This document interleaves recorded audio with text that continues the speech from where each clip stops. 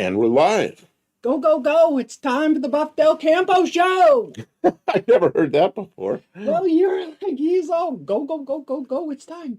Time to start. And there's Lester LeSabre. Lester LeSabre, I got to say something to you first. You left me an email. I'll get to it. I'll respond with the information you want to know where to get some parts that we got. So I'll take care of that, but I can't do it right here because I don't have that computer right here. Why is my mustache all jacked up again?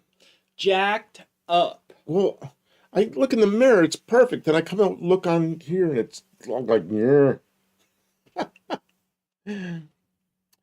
Okay, Kim. Everybody, I'm Kim from Kim Fixes Things. You can find my channel also on YouTube at Kim Fixes Things. I'm here with Buff Del Campo of the Buff Del Campo show. And you already know that because you're here.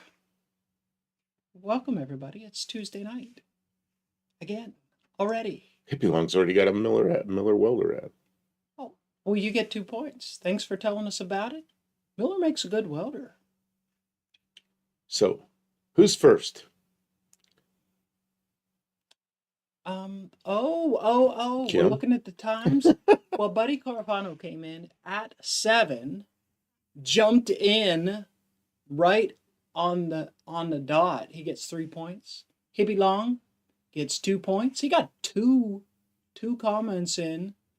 And Lester LeSabre says, hi, everybody. He gets a 1 point. So 3, 2, 1 of the points.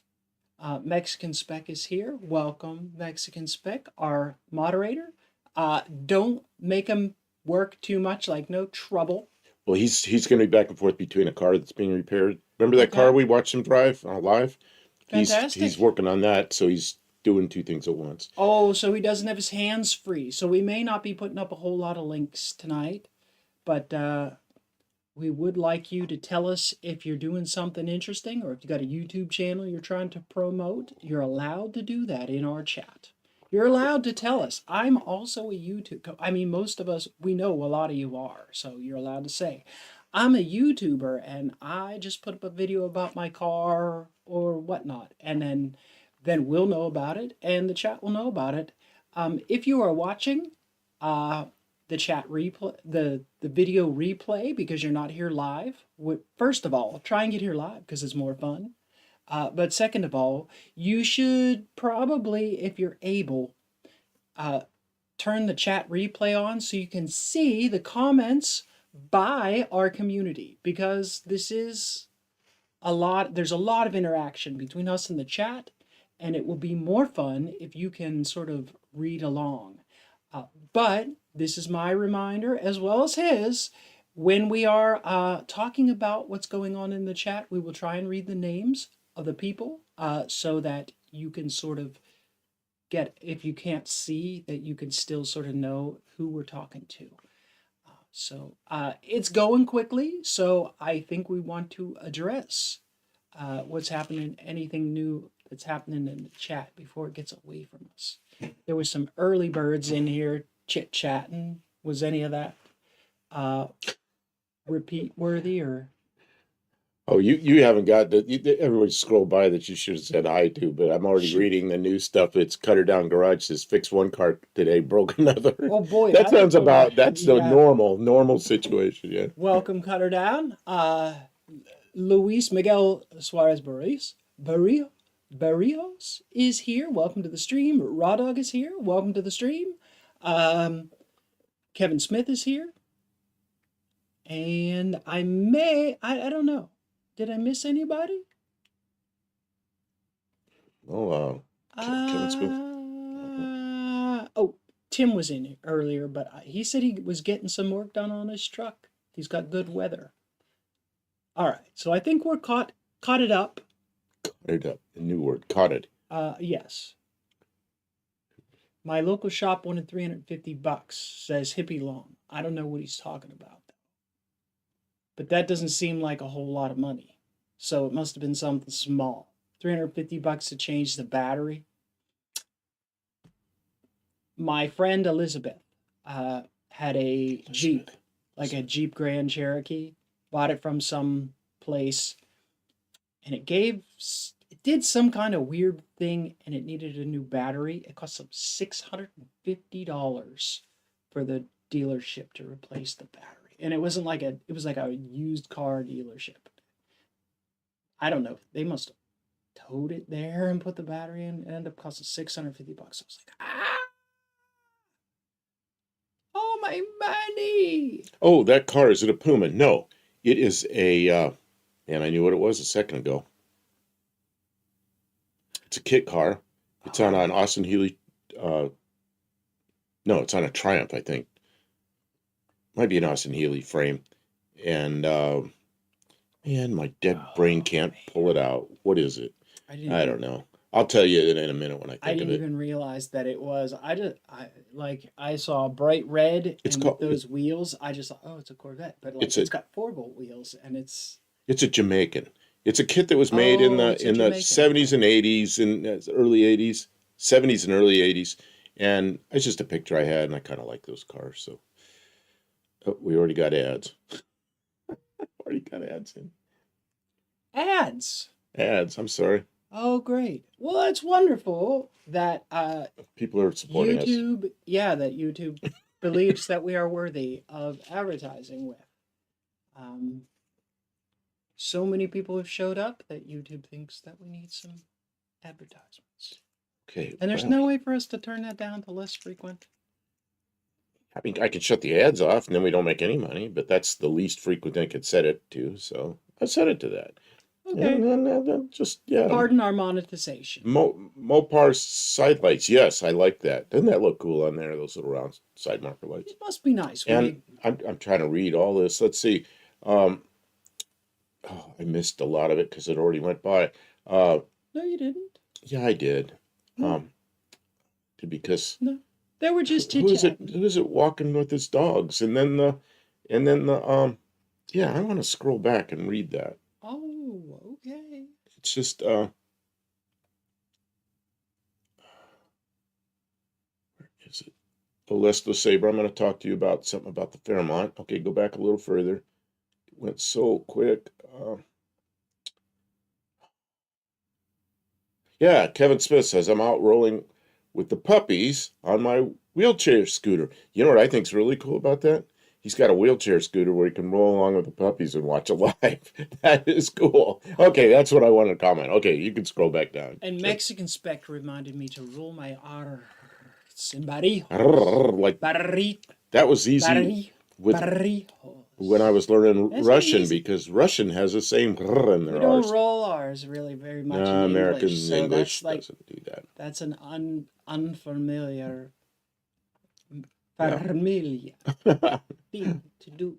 Did you hear me in the Mexican restaurant? We went to a Mexican restaurant on Saturday with Kevin my son. Smith got a Lyndhurst lumber ad. I want to throw that out. You get 2 points. Thank you.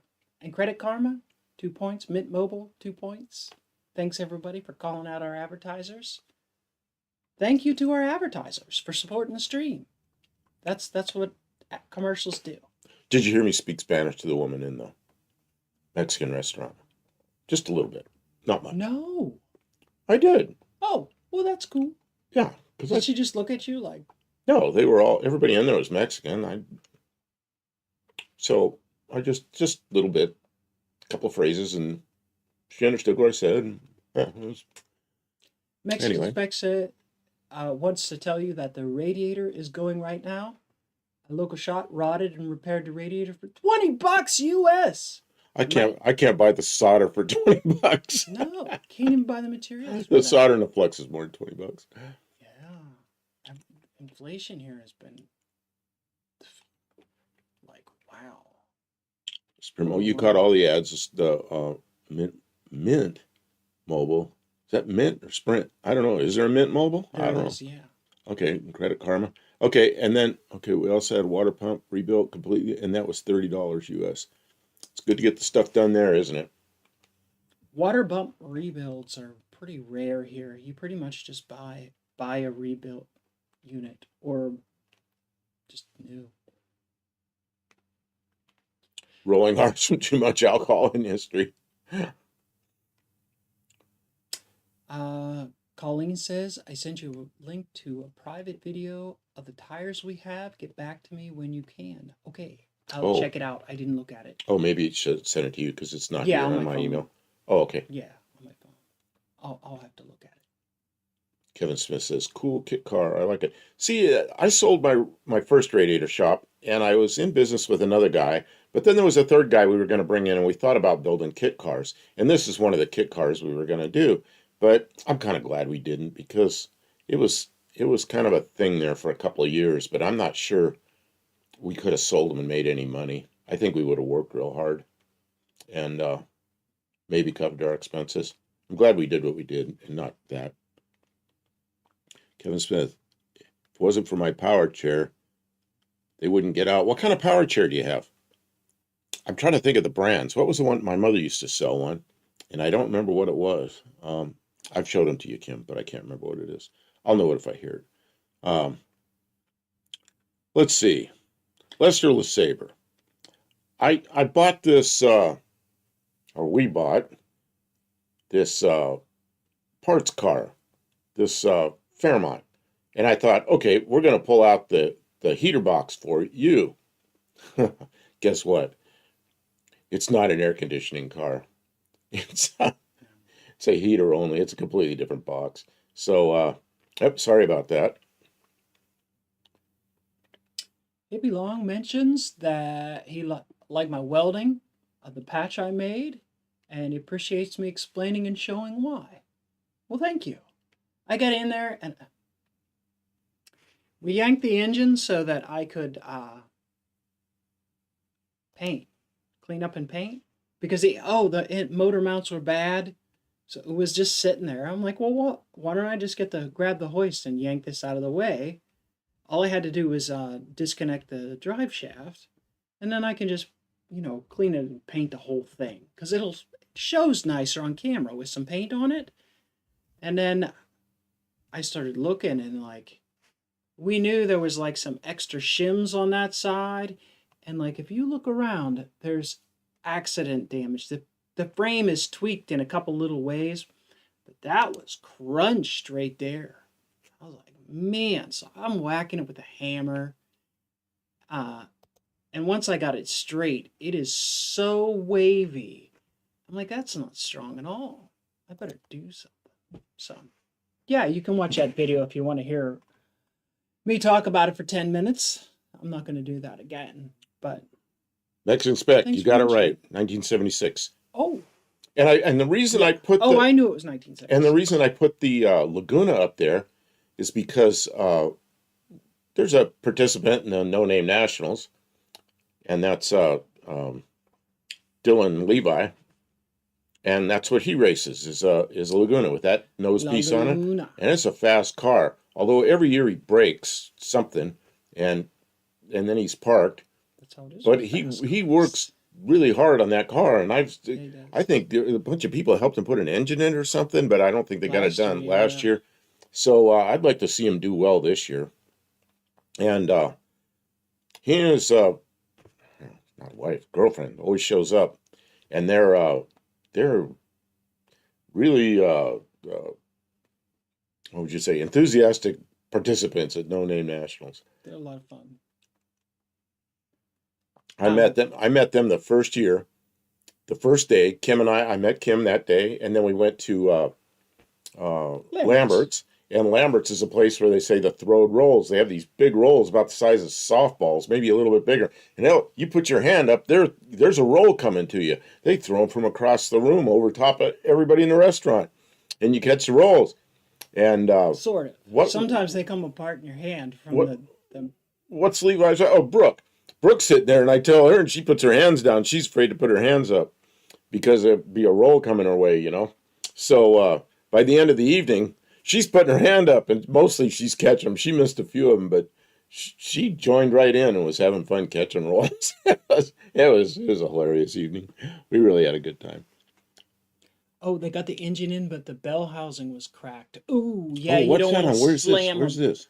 Last comment. Yeah, you don't want to slam a high-powered engine against a cracked bell housing. I didn't realize. Oh, I didn't know what happened there. Oh, Mexican no. Spec said the General Lee called and wants rims back, and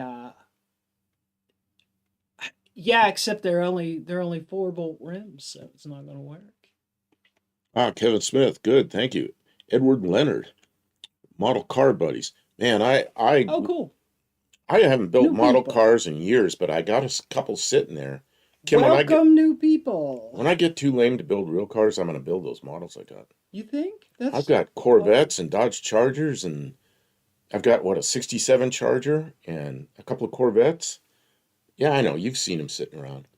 You know, when I see at this point a model in a box, I just see like a box. I don't Well, really even look to see what the model is. the bad thing is my lameness is getting to be on detailed little stuff. Yes. I always thought when can't build cars anymore, I'll build models, but maybe when I can't build models anymore, I'll have to build cars because big stuff is easier to carry around when you're a little bit shaky. That's true. That's true.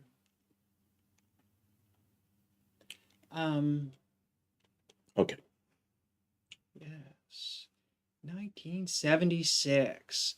Anyone who has not following what's going on, we like to create a topic by choosing a year and talking about cars, trucks, and maybe racing and anything kind of automotive adjacent, as I like to say, that relates to that year.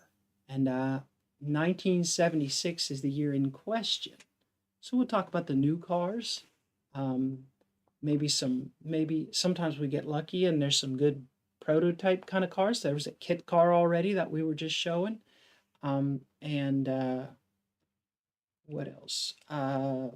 Trucks, race cars. Buddy Car Fauna sent this in, 76 Mustang. Or maybe there's okay, thanks, buddy. And I want to bring up, I know it's 1976 week, but you can send in pictures, your own car, your own shop, yourself.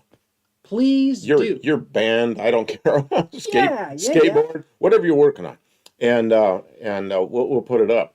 But not everybody wants to send in another picture of their stuff every week. But so this gives us all some way to participate. We'll share 1976 stuff. And you could send that stuff in right now. If you didn't already send it, you can send it at buff.campo. I just got give you a link. I'm getting like emails like crazy right now. Every once in a while, or you can remind us, hey, I sent you something. You know, if you're going to send stuff, make sure you give us your screen name, because if your email doesn't match your screen name, so we know who it comes from, and we'll try and talk about it while you're here in the stream. This one, the email does not match the screen name, but I know the screen name because his name is Mexican Spec, and he just sent a load of stuff in. So he's there's the email address. I don't know if it's clickable or not, but yeah, it'll come in instant via power of the internet. We're coming in at like 5,000 plus kilobits per second. That's a lot of kilobits each second that our network is supporting. It's pretty cool that we're able to do that. It's like magic. What happened? It's like a superpower. I put something up and it didn't show at first. Okay. Whoa. That seems like you're a little close. Well, you see how the picture is over there? Yeah, that's what you needed to do. Yeah. Wait on your stuff. Yeah, I can wait on your stuff, although I already got it up there. I'll just put that one up. Could be long. Buff, is your Zephyr and Fairmont a Mustang 2 front suspension? No. It's a Fox body. It's like a 79 and later Mustang, which is, I really like it. It's a lower, I'll explain what it looks like. It's a lower control arm with a spring on the bottom, like a 1960s full-size Ford. But then there's no control arm on the top. There's a what do they call it?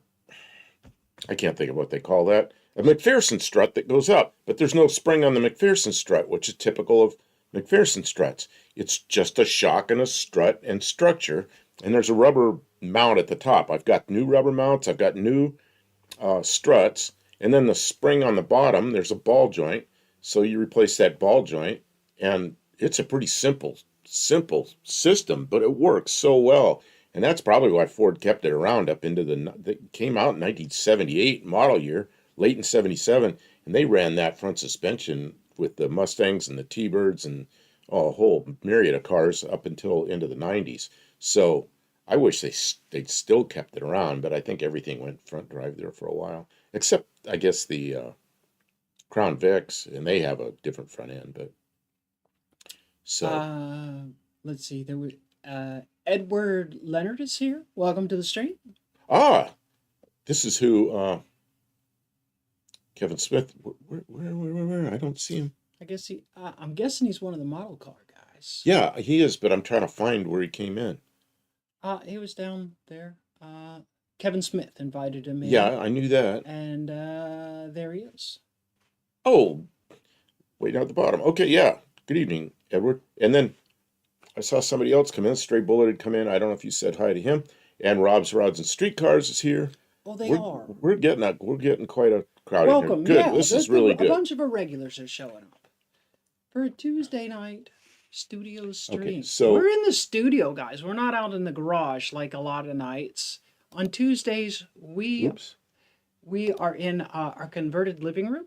We've got a lot of screens. A lot of screens. He's got a screen, but he's also got a screen over there. I use the screen over there. Actually, I don't use that screen. That's why you see me looking over here all the time, because I check in my email and I'm downloading pictures. And I got this screen, and then we share that screen and that screen. That screen right there is the chat. What is that? It's a 55-inch TV on its side? It's not.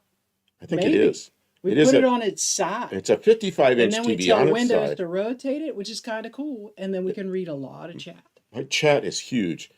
And my eyes aren't real good. My eyes aren't real good, but I can see that so well. Well, they're good enough to drive, but they're just... tonight I was having eye trouble. That's what happened. Hopefully you've got a good size screen so you can see these cars. Because a lot of people... We look at our statistics. A lot of people are watching on their phone. So they're little tiny things. So we got to show big pictures. My hat is off to you if you're watching on your phone, because my eyes would struggle. Okay. Struggle. Luis has asked twice to see a '76 Pontiac Bonneville. If maybe you could bring that up. That's not a Pontiac Bonneville. That's like an AMC car. He has asked twice to see. All right, well, I'll bring it up. Maybe you can find it. I know. I've got one of Mexican Specs cars up here. That's one of those great big cars. Yeah, they're huge. Buff and Kim, in your professional opinion, as livers, how is my live with Mrs. Mexican Spec? Oh, your live's really different because you're going down the road, which is really fun because, I've never driven on roads in Mexico. The only times I've been to Mexico, I've walked in and walked around a town, But I'm really sorry I didn't watch it. But I was occupied this afternoon. I had to go out for a doctor's appointment. Well, was there one today too? Yeah. Oh, I missed that one altogether. Okay, well, the day we were going to Matt's, to my son's. Mexican Spec, I'm sorry. We were going to my son's for Mexican food. and I was about ready to leave, and I see he's got a live going. So I popped in there, and I chatted with him just for a couple of minutes, but we had to run. So I ran, and so we did watch part of it. And then I came back and watched some of it as a replay. Can you bring those? You brought them up, but they're not on the screen, Kim. Okay. Well, we're not talking about it yet. Well, yeah, I know, but Luis has asked and asked and asked, and I just want to get there. Okay, so he likes the Bonneville, which is a big car. Look at that big 4-door hardtop. Oh, that's a 2-door hardtop with a big pillar. Yeah, those are big, comfortable cars to drive. Okay, so he is talking about. So we got to go watch. We got to watch. No, he says, no, we didn't do a live today. We are at home. Oh, okay. So it is the one. Okay, so it's the one I am talking about, going down the road. I never get to drive in Mexico. So I'm watching the roads and the signs and the towns and everything. It's pretty good, All you hear in the U.S. is how bad Mexico is, and then when I see your lives, I'm like, it's a pretty nice place. You know what? That is one really cool thing is you get to kind of see the real. This is what it's like on the roads in another country. It's like real. That's neat. And the quality was pretty good this time. I think the one before that I watched some of, the quality was sort of hit or miss, but this one was pretty good. But I'm sorry that I don't have a whole lot of other uh, input because I wasn't able to watch for long enough. Over five Let's see. hours. Buff, do you want me to 200 send? witnesses. Oh my goodness. Oh, 5 hours. We want to witness in case something happened to us. Robin running around robbing banks, all whacked off of Scooby snacks. Buff, do you want me to send the link to Damien's video so you can watch it on the bigger screen? Yeah, sure. Yeah, send it. Then I will see it. And we can't have any fear now. Oh, potato. Our Stray friend Bullet says, Dougster of Dougster Wolverine Garage is here. Welcome, Dougster. Stray Bullet says, are the roads mostly paved? You know, the roads I've seen him on look like super interstates in the U.S. They're big, wide, Stray Bullet, 4-lane, big center divider. Just nice roads. Just really nice Mexico has roads. some roads. They're not like a third world country. Are they a second? Well, they're I don't know how. First world came from Cold War days. First world was the U.S. Second world was Soviet Union. Third world was everybody else. So I guess in that Canada? That was, I guess in that definition, they're third world. But I don't know. What's third world mean? You know, that's Cold War, third world. I don't know. Yeah, I don't think that's. I would say Mexico anything. is different than the U.S. Mopo Drivers here. Welcome to the stream. Oh, and we've got this picture I brought up, which you can bring up. That is Mopo Driver's car that he sent in. Oh, that's his dog. And earlier he was saying that he needs the piece of chrome for the front of the hood for that 66 Dart. That's your favorite year Dart, I know, because the front fender has that scallop on there. Yeah. You've even got the two-door version. Boy, I don't know anybody else who has a 66. The guy up the road has a 64 and a 65, I think. I don't think that's the same. I don't know. Yeah, 66 was a lot like the 65s, but I didn't think every panel was different. It was just very similar. Maybe the roof was the same, but I bet that's a different piece of chrome. Stray Bullet, I live in California town that still has a lot of dirt roads. Where would that be? Man. I think the rear quarters are the same. They could be. I know the taillights are different. Taillights are different. And the bumper is different, but I think the quarter has the old quarter design, and the bumper goes over it. Remember, they don't match up. You're right. On the 66, the bumper and the quarter don't match up. Design, it's weird. Yeah, the grill is different on 66. Yeah, 66. So are the front fenders. Kim really likes those front fenders with that, whatever that indentation is there. It looks like a little, cool thing. Looks like a little backward scoop behind the headlight. Damien says you can play the video live if you want. It's 2 minutes and 16 seconds. I'd rather not play videos on here. We have done it a few times, but people can. Why don't we put that link up? I think it's just tires. It's just tires. Oh. We'll get a look at it later, okay? I was going to say, then everybody can look at it if they want. 66 usually have a strip of stainless across the roof. Oh.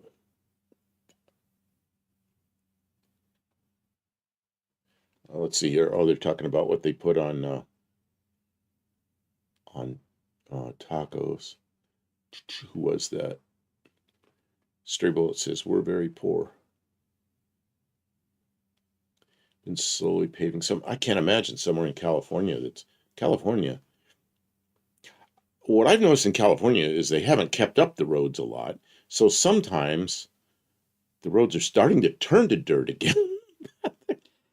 Potholes this big around. Man.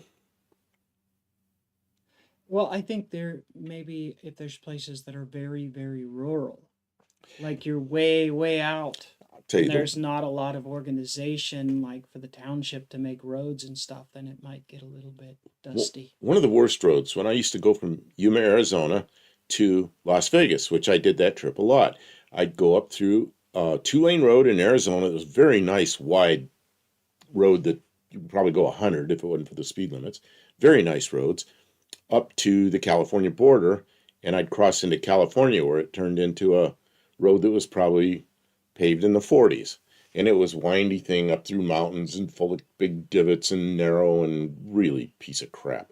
And then you get to Nevada, you get across the Nevada line, and then it was a road that was 4 lanes, giant divider. It looked like it was like a 60-mile long runway for the space shuttle. I mean, it's just this enormous, perfect concrete highway.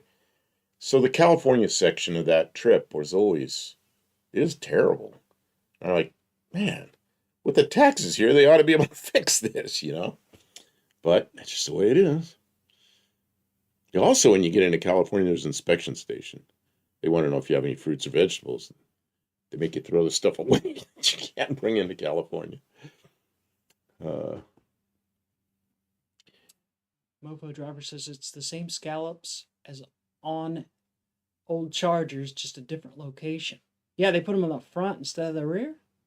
They did weird stuff like that with cars. 66 and 7 Chargers were, man, they were something. I remember when they came out, I was 11 years old when those hit the streets, and they were just like the coolest thing I'd ever seen. That big wide taillight across the back and big fastback, it looked so cool. And then 68 came along, and then they knocked it out of the park as far as I was concerned. 68 Charger quickly became my favorite car. Of course, the 68 Corvette came out same year, so I mean that's some good stuff, you know. Careful what you wish for, Stray Bullet. They start paving the roads, they're going to raise the taxes. So you can't raise them any further in California. oh, I guess do not tempt them. Of course, they could make it 100%. Do not tempt them, because they will do it. Dougster says I prefer my scallops fried. Oh, that's good too. Different kind of scallops. Hippie Long Joshua Tree Forest. Well, that sounds cool. This is Straight Bullet. We used to be a blue county, and now we are a red county, so maybe we'll be able to have paved roads. Now, what county are you in? Man, I don't know which county that is.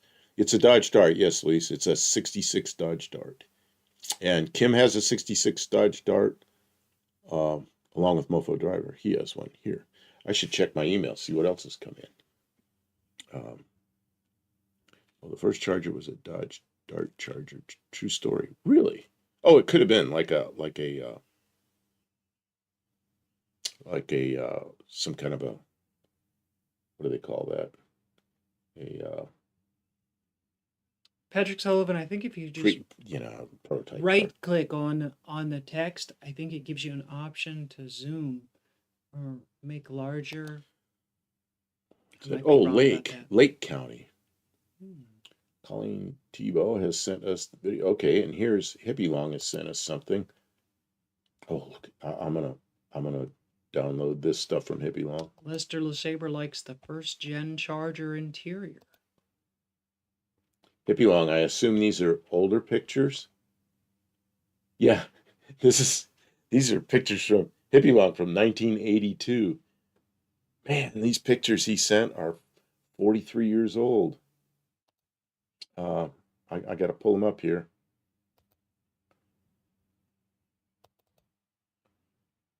Okay. Cool. We got a Ford van. That's his van in, what did I say, 1982. And then here's the good one. Here's the good one. Very cool. Here's the good one. That's Hippie Long. And it is dirt bike. In 1982. Very cool. I love it. Man. I sent pictures of me from, 1979, I think. The picture of me in front of my Cougar. I looked younger. I looked way younger. Patrick Sullivan, what year is that? Not sure what year the bike is. Raw Dog, 1976 Ford F100 off-road race truck. Husqvarna. Okay, 76. Hippie Long, 1976 Ford van 351M. Really? 76? Yeah, I guess it could be a 351M, huh?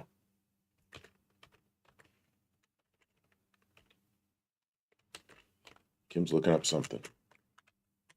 Maybe on 78,430. Yeah.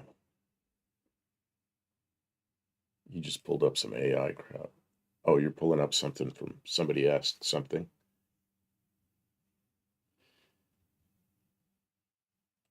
Here is a Baja winning 1976 Ford F100 race truck, as requested by Raw Dog. There you go, 1976. Good looking grill in that. Those are pretty good looking trucks. They sure look better than the trucks today. I just don't. I just don't like the trucks a lot today. They look like the front of a locomotive, except they're bigger. I mean, 76 Ford is a good looking truck. I do like the 70s Ford trucks. My favorite of the old ones is like 78 and 79, which I think is the same body, but it's a different grill. But different grill. Like yeah, they were still changing the grill every year to make them look differenter. Differenter. I don't know when Mexican Spec sent a lot of pictures, but he wants me to hold on till he's back. Okay. He's fixing a car, putting a radiator back in. One of those Mexican rod out jobs. Man, maybe I should move to Mexico and I could sit there and do rod outs on radiators and do all, because I'm good at that. But, God, can't do that here. The cost is huge. Okay, Mofo driver sent in more. I'll download this. It belongs says they take those Fords and put Crown Vic as running gear now. I don't think that there's a suspension where they just put the front suspension from. Oh, I've seen them take. I've seen them put the whole frame under them. Real, yeah. Yeah, that's Okay. Okay, so now, oh, this is a 65 Dart, which is similar to the 66, but actually, you can see, and you can see where the back bumper, where it fits the quarter the way yours has the funny looking the bumper that just doesn't fit that slot. And I swear I saw one other that was like that, because I think those are different quarters on my car, so it is possible that they weren't all like that. Some Pandora ad. I don't know. Dougster, you get 2 points. Venmo ad. Crashes road in a garage. Venmo ad, crash, you get 2 points too. Everyone who calls out their advertisers will get. Buddy Carfano got AutoZone ad. That's 2 points. So even if I don't read your comment, if you call out your advertiser in chat, we'll give you 2 points. That's a 65 Dart Charger? Never heard of that. Dart Charger GT? That is it does have some extra chrome on it.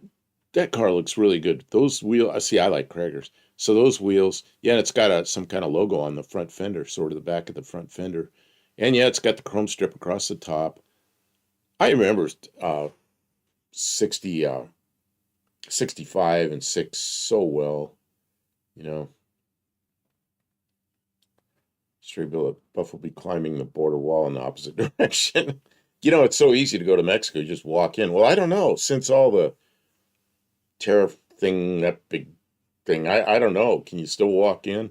Everybody reacted to that so strongly. You know, it's like they make everybody have visas now to go to places where we didn't have to have visas. But I don't know. Yeah, you used to just, maybe you still can, just walk into Mexico and do shopping and come back. You can't just walk back into the U.S. You have to have your passport or a passport card, which is good for U.S. and Mexico, or for Mexico and Canada and a few Caribbean countries. So, but I got a full passport, so I just come in. It's always easy. Comes to 76 or 67. What's the difference? Yeah, we're all over the map. We're not sticking to 76 very well so far tonight. That's okay. That's okay. It's not a strict rule. It's just guidance to give us something to talk about. So if we get a little off track, it's kind of okay. 76 bicentennial year. I was 12, just a great year. That's Patrick Sullivan. how old was I in 76? I was 22, and I remember I was at a sprint car race, and they played the national anthem, and then it was a big deal. They had a big fireworks show, cars going around, the American flag, before they started the race. They put on quite a show. I can't believe that's 49 years ago. Seems like it just happened. Uh, so I love the stainless roof cut. Hippie Long says that.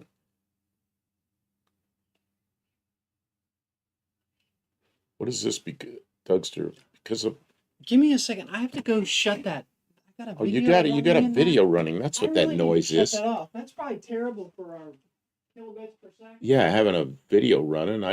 I'm can hear it in the background. I'm thinking I'm so used to hearing her videos going that I didn't even think about it. Stray Bullet, you need papers now, Buff. Really, I need papers. The whole world has tariffs. Everybody has tariffs until a month, except the U.S. until a month ago, and now we're on the hate list because we're just like everybody else now. Got some tariffs, and so now we got to have papers. I'll walk away for 1 minute and you're I talking don't about know. tariffs. Well, because they're saying we have to have papers now to get into Mexico. So I don't know. I don't know if I guess I'll go there and ask them what kind of papers I need. Sean O'Brien, what does a 7340 Dart look like? Anything special with that trim level besides motor? You can maybe Kim can look that up. Okay.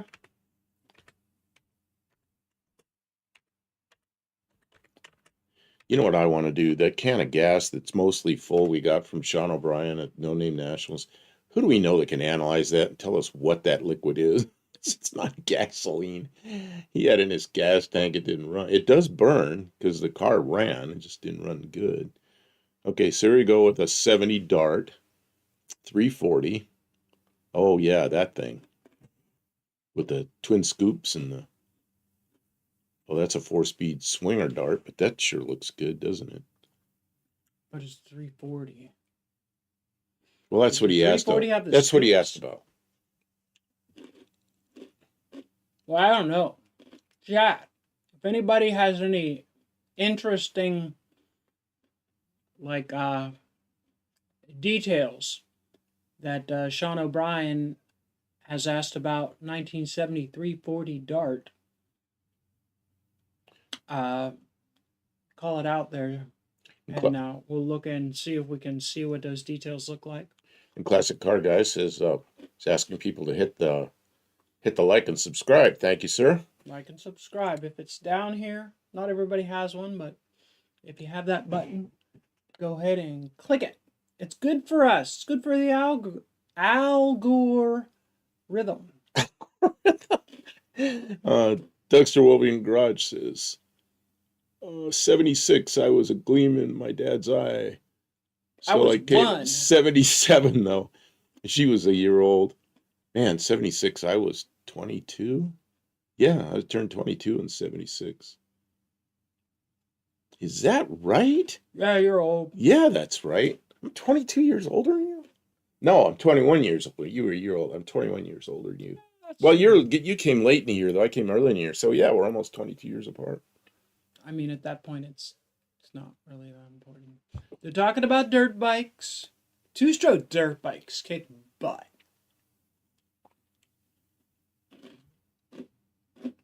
Even like a 125 in a 2-stroke is like a powerful bike because 2-strokes are just.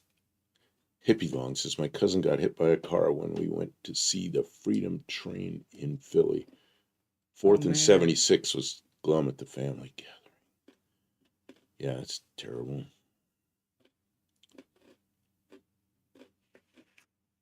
Oh, I'm so sorry. That's awful. Stray Bullet says we've been way too nice for too long. What? Raw Dog 1976 500 2-stroke KX dirt bikes.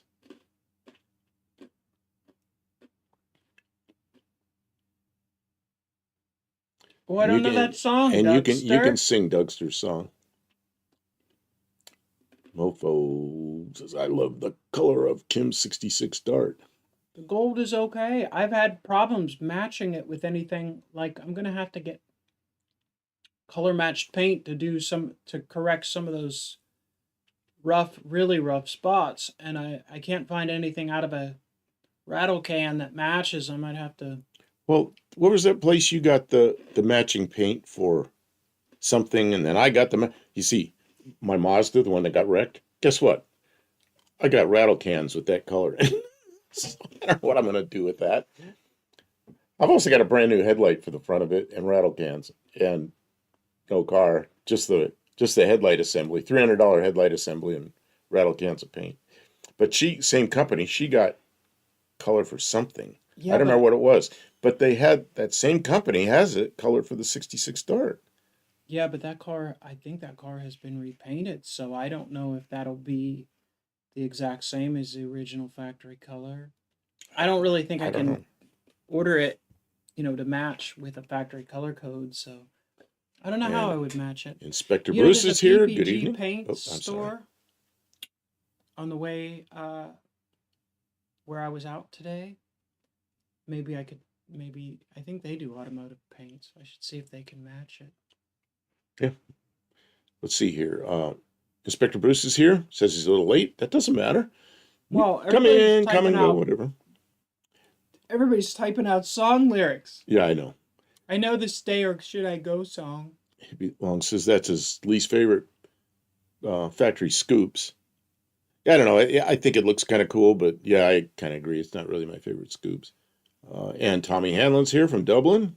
Good evening, or probably good morning there. I think those scoops look pretty cool. Well, Do those scoops do anything? catch air and slow you down. I don't know. Do they open up inside? Don't know.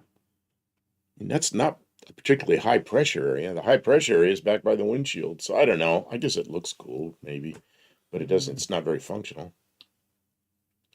And Ray's here, 38 Racing. Good evening. You know what Is those it music scoops, night? You know what those scoops do? They sell cars. It makes it cost more. They sell Yeah. cars. You know they didn't sell those cars for less money because they put the scoops on. It's an upsell. Like, oh, that one. Well, I mean, it's got all those fancy options. You don't want to have to pay for all that, do you? Oh, you do. You like that one? Well, all right. Let's here, just sign these papers right here. Kim, just paint the entire car. Color will match then. You know what it does? The roof doesn't have paint on it at all. The roof is still primer from the previous owner. I mean, there's enough problems with the paint that the whole car does need painted. Oh, 1:48 a.m. in Ireland. Yep, it's tomorrow. I'm gonna need to hit the lottery before I start painting whole cars. Straight Bullet says Buff's car will look awesome with that hood scoop on the parts car. No, that hood scoop it's a cheap fiberglass thing and it's all full of. It'd take me 3 days to get that thing straight. I'm not sure I like it anyway. Your car doesn't need a scoop with a 200 inline 200 6. inline 6 in it. Yeah, but when I put something else in it, it may. When? Yeah, it's gonna go to No Name Nationals with the 6-cylinder in it. So that's all the way through September. So as a wintertime project, it may get an engine. It may not. It may just save up all your pennies. Who is it in here?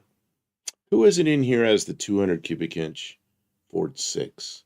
It is a 1970 Dodge Dart, and we're looking at it because Sean O'Brien was asking about the trim package on the 340 model Dart. I can go back to over the regular base model, and we have yet to have anyone jump in and be a Mopar expert and tell us what the difference is. We're about the 340 designation. Was the 340 badge, did that let's see add here. the hood scoops? Did it add anything else? Why? Boy, this one here looks like it's in Camaro blue. That looks like a I'm downloading a bunch of photos, so that's why I'm not paying attention. I'm sorry.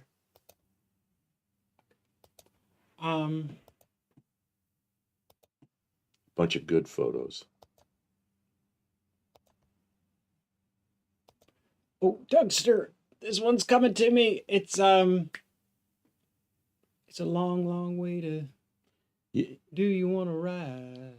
I know who has the 200. It's actually it's a 250 cubic inch 6, which is very similar engine. I'm trying to think of his name. He just put a video of him running around one of those races that's in a parking lot with the cones. Was that Blue Grit? Blue Grit Garage. See the one he and his daughter were there? She's going to bring a car next year. Yeah. Yeah, I need to get a hold of him because maybe he wants my headers. Because I got headers that are for that car. I'm not going to use the headers on that. Can you moan the blues?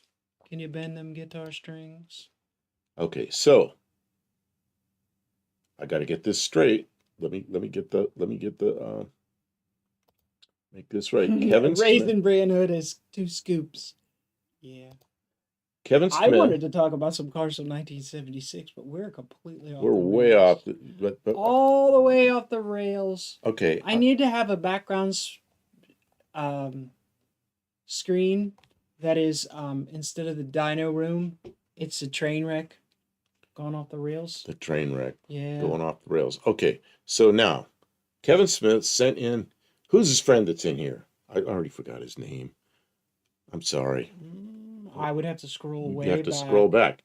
These are his model cars, and the first one I'm bringing up is He didn't send his name. 60. Well, no, he sent his name. Well, let me see. But his screen name was his name.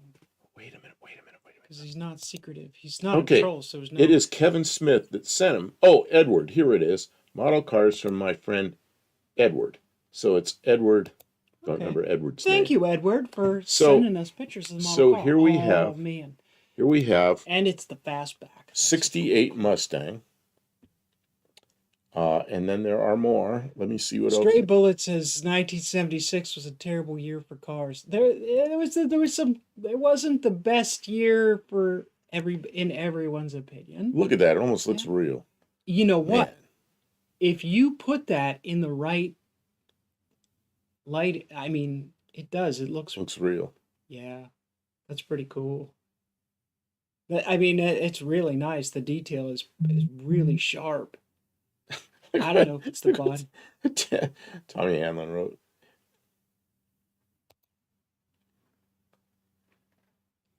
Well, Tommy, it makes it more exciting when the car is shiny and you know something bad could happen and it could also get ruined.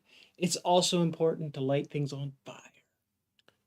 Fire makes everything cooler. Yeah, like to jump on fire. Have some pyrotechnic stuff going off.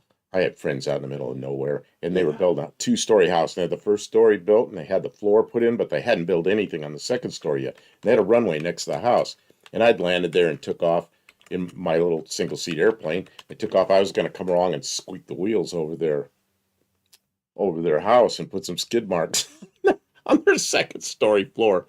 But I probably shouldn't do that. Oh, yeah. The things you think of doing are stupid. Let's see here. Okay, so this is the same 68 Mustang. More pictures of the Mustang. Is that what we got here? More pictures of the Mustang. And, oh, with the hood open. Oh, look at that. Wires. Kim. The wires on the ignition. Those don't come in the kit. Guaranteed. No? They look orange. Look at that. That even the radiator looks like that's the first year they used that style radiators in 1968.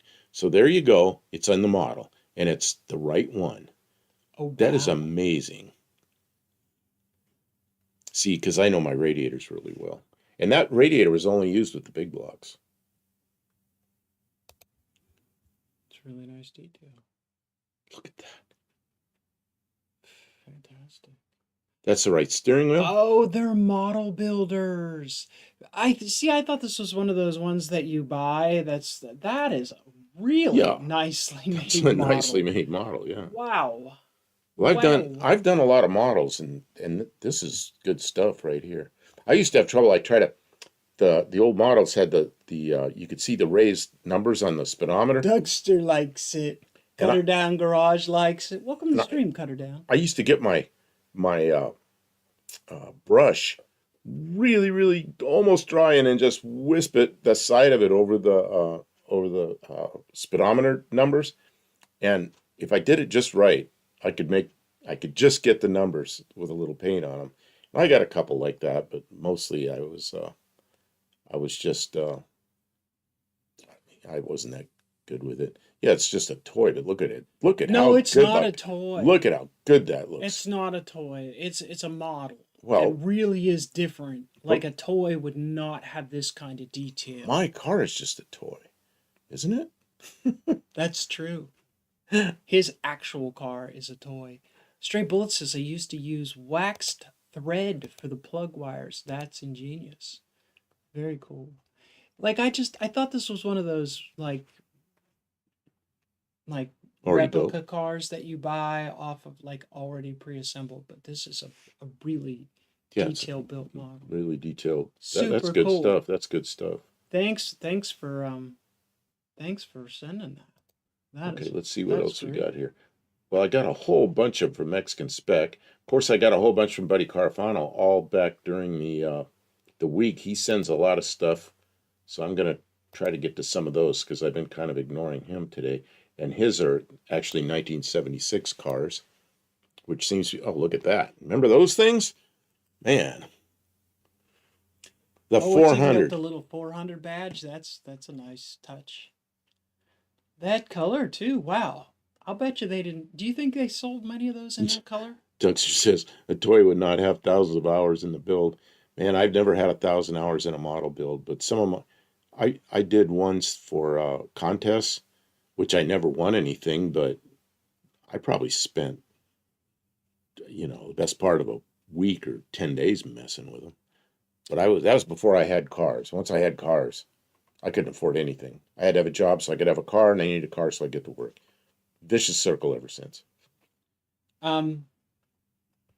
Patrick Sullivan, I believe it was Edward Leonard's model, and Kevin Smith invited some of his friends from another of his groups to check out our stream. So that's how it ended up here, and that's super cool. That it's very relevant because I think that we can have a lot of appreciation for the amount of time that goes into something like that. Hopefully, there's Olive's here. some crossover from the other kinds of hobbies. And here's one of the best cars from 76. See, 76 wasn't so bad because you get one of these brand new. Yeah, and I like that front end on this year. My favorite of They those. changed it after that, didn't they? Yeah, my favorite of those was the original couple of years and the very end, like 79 and later with the twin grills down low. But all of them were good. I mean, that just Trans Am's always look good.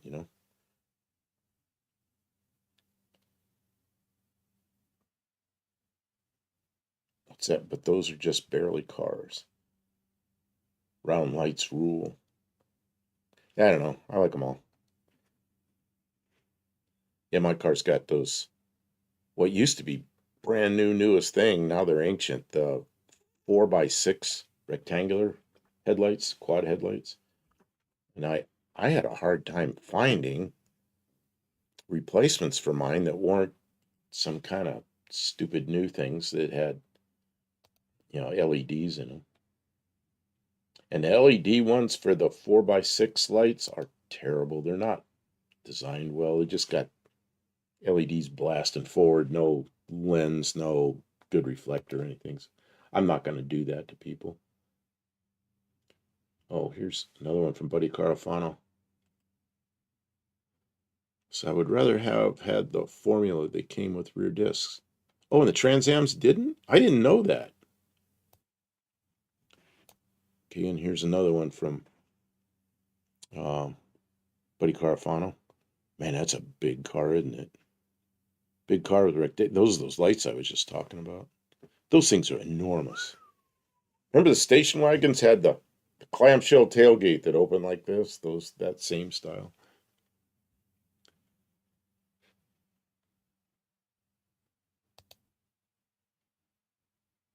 Yeah, Cutter Down Garage says I own a 71 Camaro. See, I like the 71s, 2s, 3s, the ones that had before the windows wrapped around. I thought those looked really good. Oh, where did Dougster's message go? I don't know, you retracted it. Oh, I was in his live the other day. He had his motorcycle idling through the whole live. He was talking about polishing his motorcycle. Let's see here. Yeah, that's a big boat, isn't it? Oh, Edward says, "Cheers, folks." Stray Bullet says he collects vintage antifreeze. That was in response to Dougster's collection things. Dougster has some pretty interesting collectibles, especially the Wolverine Garage series of things. I like. He's very good at finding really collectibles with very good character. I like him.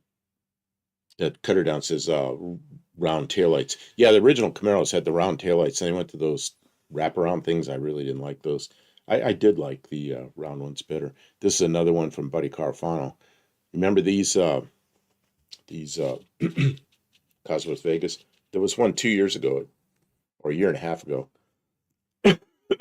Second annual No Name Nationals. The guy had it for sale, and he traded it for that really fast Vega. I'm gonna start sneezing. I'm sorry, I didn't get this in soon enough. Man, do you need me to mute you? Not yet. Maybe I caught it in time, but I don't think I Hippie did. Long says I collect dust bunnies and ghost turds. Dust bunnies. Do you collect them though, or do they just collect? Oh, here's one that all the Mopar people like, Kim. You know what though? Most Mopar people do not like these. But you had one. Mine wasn't an RT, and mine was a 1980 model Dodge Aspen. Not a 76, okay. Not a 76. A 76 is I think I do prefer the 76. Yeah, you pretty nice. Okay, tell us about your 1980. Your 1980 car. It was Dodge Slant 6. Aspen. Is that what Dodge it is? Aspen. Aspen. It was white, primer white.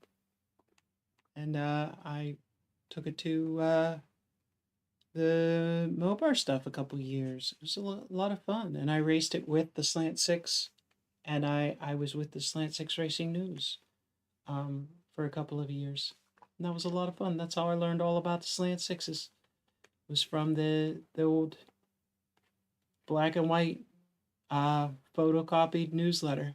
It was good stuff. And from slant6.org, which is still around. Lots of good information and really great people there. Luis asked, what car is that? 1976 Dodge Aspen RT. I'm guessing the RT probably had the probably just a 318. 318 or maybe a 360, I don't know. I don't think they were building the 340s in them. I don't think so either. And the 360, I don't think they put 360s in cars. I think they were pretty much just went into trucks. Did they put 360s in any cars?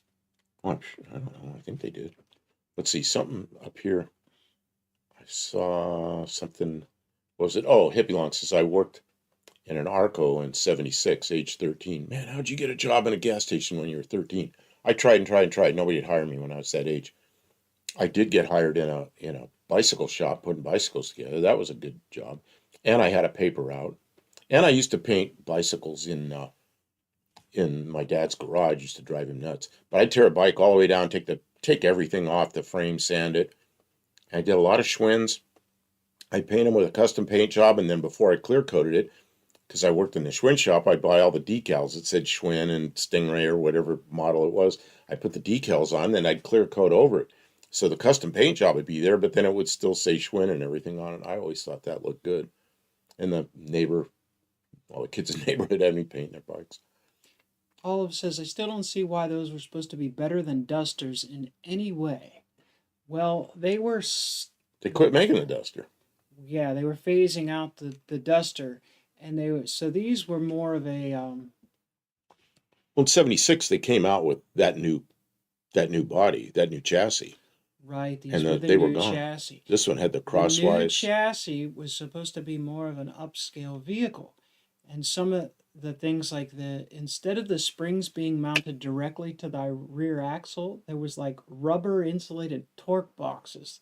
And Oh, they I didn't gave know you that. a quieter ride. The arc of the rear springs was longer, and the mounting like rubber was like bigger. Once again, for a smoother ride, softer kind of overall feel. The front sway bar, oh, they changed it. Instead of being Instead of the torsion bars going, they went transverse instead of they went side to longitudinally. side. And like the K frame, instead of being uh, directly bolted to the unibody, the K frame was mounted through like the big rubber insulators, like Buicks and other kind of big cars of the day were. And that was supposed to give you a more comfortable ride, quieter road noise. These pretty much all had full power steering and power brakes, and the transmissions would have had a lockup feature. The automatic transmissions would have a lockup feature. They probably have a tilt wheel. I don't know. They were heavier cars. They were more like a luxury, more upscale kind of car. I don't know. Was it better than a Duster? I don't know. I really don't know why they did that, but they did. It was an update. I mean, it felt more like a luxury car than a Duster. A Duster could become a rattle trap pretty quick because everything was so solid. You know, a lot more sound deadening and stuff Th- like that to make it seem like a This needs to back out a little bit, but it's uh, mofo driver. 76. See, he's back into 76, oh, 1976. that's an AMX. Yeah, that'd be a pretty good car. Hoo. I don't think, is that a 76? It Says so could. on the picture. Yeah, but I didn't think they made them that late. Don't know. I thought that style AMXs were done. And the only AMXs that I knew that were late into the 70s were the Mexican ones, like they called like that one Mexican spec has that, what's the one he has on there? It's what we called a Matador up here, 74 Matador, but it was an AMX. There's another car I wanted, but, they're expensive. Cars I want are always a little more expensive than the money I have. But I like the one I got. So that's okay.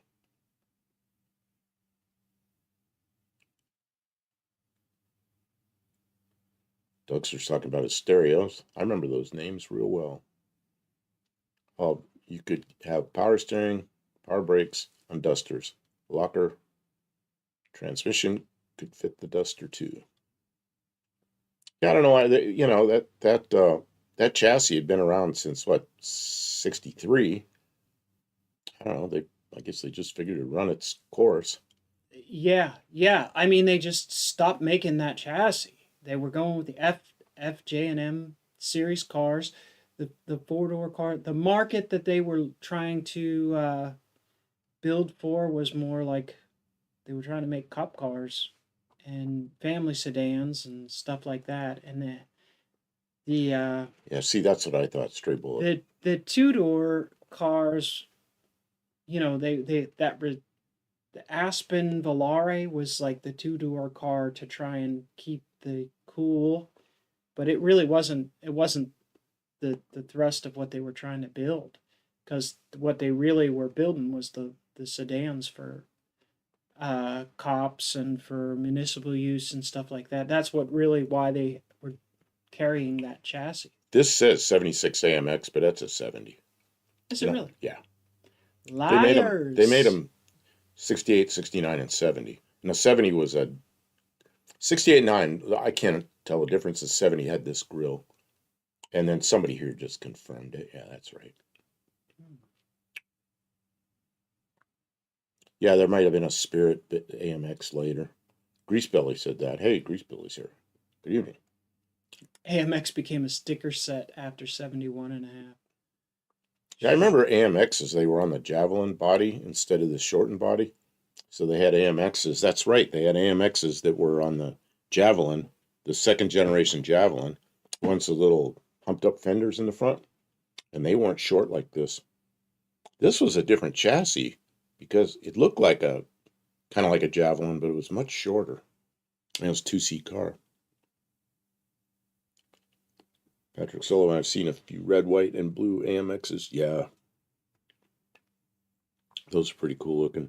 AMC did a lot of those red, white, and blue cars because that's what the who was that? I can't think of his Because name. America. It was because somebody, Mark Donahue, was racing that AMC cars with that paint job on it. So then they made it available. Ola says, I don't hate the Aspens, but you still got to undo all the attempts at cushiness to get close to what the Duster came with already. And even if you undo the cushiness, it's still a heavier frame and chassis and everything like that. So, I mean, it's, yeah. Like, Yeah. But that's what they were building. You know, they built the assembly line like that was gone. The Duster was gone. You got to go back and get a used one, but you know they can't sell you what they're not building. You know. 38 says Donahue Racing. Yep, and I think it was Dan Gurney. Donahue was the owner of the car. Was Dan Gurney driving it? I don't remember. I remember going to NASCAR events in 1970 and 71 and seeing those red, white, and blue AMC Matadors, or they weren't Matadors then, they were Rebels. Seeing the red, white, and blue Rebels going around the track. I watched one back in the days of Ontario Motor Speedway in California. I watched one of those cars back into turn one. He spun around backwards and clobbered the wall, pushed the back of the car up to about almost to the driver. He walked away from it, but it destroyed the car. Oh, it says they made a four-door AMX Javelin with the AMX moniker after. Four-door? I don't remember a four-door. Four-door Javelin? I never saw a four-door Javelin. Huh. Yeah, the Rebel. Yeah, I remember seeing the Rebel. The Rebel was around, and then in, I don't know what, 1973, 1972 or 3, somewhere in there, they changed the name to Matador, and then 74, the Matador is the one of those big round lights up front. I bought one of those. I really like those, but I shouldn't have bought that. I could have bought a Trans Am. I could have bought the 1 year GTO that was on the Nova body, which I didn't like then, but looking back on it, what a great car that was. And then, there were so many cars in 74 that would have been good, but I just had to have one of those Matadors. I just had to have one, and I had one for a while. Knit four-door. I meant 4-seat. Yeah, you're right. 4-seat. Yeah, they were just on the Javelin. Maybe you can pull that up. What's that? Like 1973, let's say, Javelin, because I knew people that bought those. 1973 Javelin AMX, something like that. Or AMX. You probably just, I don't know if you have to put Javelin or not. Yeah, and Edward Leonard was thinking Matador. Yep. Kevin Smith, AMC factory in Ohio was a block away from me in Toledo. Oh, that's where they built the Jeeps and everything. Yeah, check out that red one probably. Oh, dyno room. We're all over the map. Yes, yeah, red one. Why do you have what? Well, that green one's a bunch of BS. When did that start? No. Yeah, the red one is. I don't know what you're doing. Hold on a second. Oh, the black one down there, that looks pretty good. Yeah, the black one down there shows it really well. So does the red one.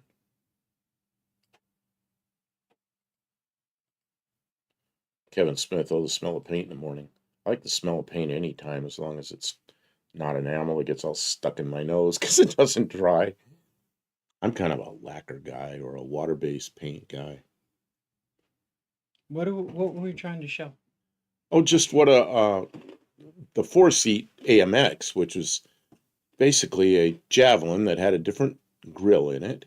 They put that flush grill up front and wrote AMX on it, and I don't know what other options it had, but it was a Javelin, which is a 4-seat car. It was no longer its own thing. It was something separate. Louise, we cannot do a Wild Thornberrys movie background. No, I'm not gonna. No. Yeah, well, AMC learned from Pontiac. Stick spoilers everywhere. Some of the cars, they're like the original Lamborghini. What the heck was that Lamborghini called? The Countach. The original Lamborghini Countach, I thought was a work of art. And then within a few years, they were sticking like fiberglass flares on it and wings and scoops and just made a mess out of it. And I never understood that because it was just such a work of art. 38 Racing. I think Irish Outlaw does have one of those Javelins. That seems familiar. I can't quite picture the car, but it. I like watching Irish Outlaw. Okay, the cut her down. I don't have it yet. I'm waiting for it. It has not showed up. 123 years of car race. Uncle Tony spoke of the Baker torpedo. Not sure what he's referring to. I haven't seen everything Uncle Tony has done. Yeah, I watched his video today, the one he put out today. It was, I mean, he's right on about it, but I don't know if it's just frustrating to hear the reality of today's cars. That's the way it is. Disposable world. So I don't have this email yet. Cut her down. Where'd you send it? I'm looking. Usually this stuff pops up pretty quickly. Don't have it. I'm going to refresh this just in case. Two of the best-selling posters, Ferrari and Countach. You know what? Yeah. I think my older brother had both of those posters, Ferrari and a Countach. See, when I was in the Air Force, we had one of 3 posters. Countach, Ferrari, or what's the other one?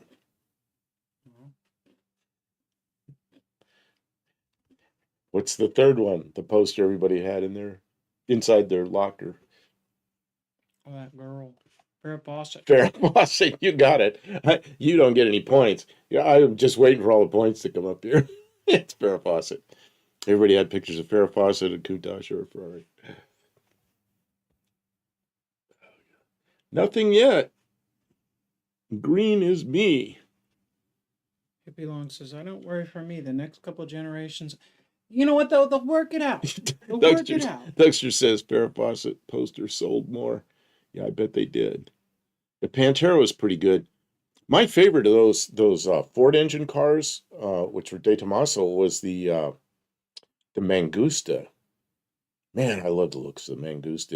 It was the predecessor of Pantera. Pantera was a much better car, had a good frame on it and everything. The Mangusta was a little loosey-goosey, a little bit. The structure wasn't as good, but they were a better looking car, I think. Let's see, Luis says my favorite car from 1973 of all time, which was which? Which was that? Which one it was? Reach Belly Garage had the Daisy Dukes, but I remember the Daisy Dukes. Daisy Duke, too. yeah. Everybody liked her. Yeah, she was hot. That's why we watch that show. The guys. Mangustas are. Alice's Mangustas are like one of my very favorites. Yeah, I think the Mangusta. Mangusta really made an impression on me. I had a friend that had one, so I got to drive it, and I liked the car, and it was fast. I mean, you get up like way over 100 and let off on the gas. It just kept sailing along because it was geared so high, and the air just flows over it, so nothing to slow it down, not much to slow it down. So it was fun, also slightly scary. And then I liked it so much that I did a design on an airplane, a side-by-side airplane. And the back, I kind of tapered the back into the tail. And it kind of looked like a 63 Corvette with the divider down there. But then I made the sides fold up so you could get to the luggage compartment. But we never built it. I did a lot of drawings and couldn't, we were doing the replica P-51 Mustang, so I was going to use the wings from that and some other pieces, but the boss he was like, he was not hot on the airplane. He kind of wanted to do it, but he wanted to wait till we sold more Mustangs to get into it. Just that never happened. But I still have the drawings. They're still pretty interesting. Oh, you're gonna look at the girls from. Oh, there's Kate Jackson. Oh yeah, she was hot too. Today's cars are appliances. Sadly, they're appliances that don't last very long. I had a Pamela Anderson poster from Baywatch. Oh yeah, she was hot too. Yeah, but that wasn't until like the That was late much later. 80s, wasn't it? We're talking about 1976. Luis says he loves a 73 AMC Javelin and watching car chase movies. Yeah, you ever watch the old, what was it? It was the first Gone in 60 Seconds. The first Gone in 60 Seconds, it's kind of a B movie, but man, it was a great chase. That was better than the second one. The first one was my favorite. That was a great chase movie.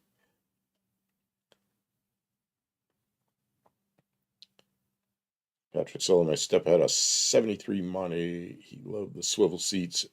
Would drive us kids around at 115 miles an hour. Yeah, Grease Billy, today's actual appliances are horrible too. Yeah, Kim knows that because she hears me cussing at the washing machine all the time. Oh, he hates the washing machine. But it's not such a... My former wife traded our washing machine for a newer model that broke immediately. So they came and fixed it, and it broke again. So they came and they brought a new one of the same model, and it's just been a pain in the ass since then. And it's, you put the clothes in there, and then it switches around. I think it weighs the clothes to decide how much water to put in. Sometimes it puts this much water in. Sometimes it puts this much water in. Sometimes the clothes there's so little water, the clothes are dry, and it's going, and I got to come over with buckets and put more water in it. What a piece of crap, And it just, my old washing machines were just fine. Had a mechanical timer, and I could bypass if I wanted to change the amount of time. I just turn it. You're saving water. It's not saving water. It's using more water. And it's exactly on par with the Tony thing. It's not saving my aggravation. Someday I'm going to drag that washing machine outside, except I don't have my AK-47 anymore. I sold it. And I was going to blow holes in it. That's how much I like that washing machine. But then I got to find an old one that works, but they're around. People don't usually want to sell them. Vanishing point. Oh, my stepdad had. Okay, I understand. Yeah, that washing machine, ours is. Today, Don't spend too much time. I was washing clothes, and I told Kim, I wish it didn't have these circuit boards in there. Why don't they just put toggle switches on it so I can say, okay, enough water, and turn the toggle switch off? Man, I know how this works. But it's automatic. Edward Leonard says new appliances. Yeah, it's automatic. Automatically wrong. It knows how much you want. It knows what I want. No. It's a. Should I say the brand name? What the hell? It's a Samsung. Some engineer in Korea decided how much water I want. And they're wrong. Dead wrong. But they are. The only good thing about that machine, I can sit here and joke about it. Yeah. He used to be too mad. He wouldn't have been able to, but he's getting calmed down about it. Hey, I want to do a little bit of, how are you doing with the... Luis says, I want that car too. Which car? I don't know. Go ahead, Kim. How are you doing with the emails?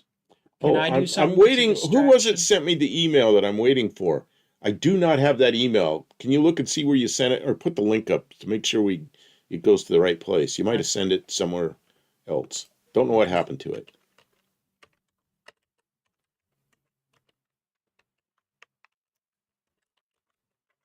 Sometimes it takes a minute. Yeah, but it's been like 10 minutes. Okay. something So had disappeared. I want to do something. We talked about doing this Went off to before, Never Land.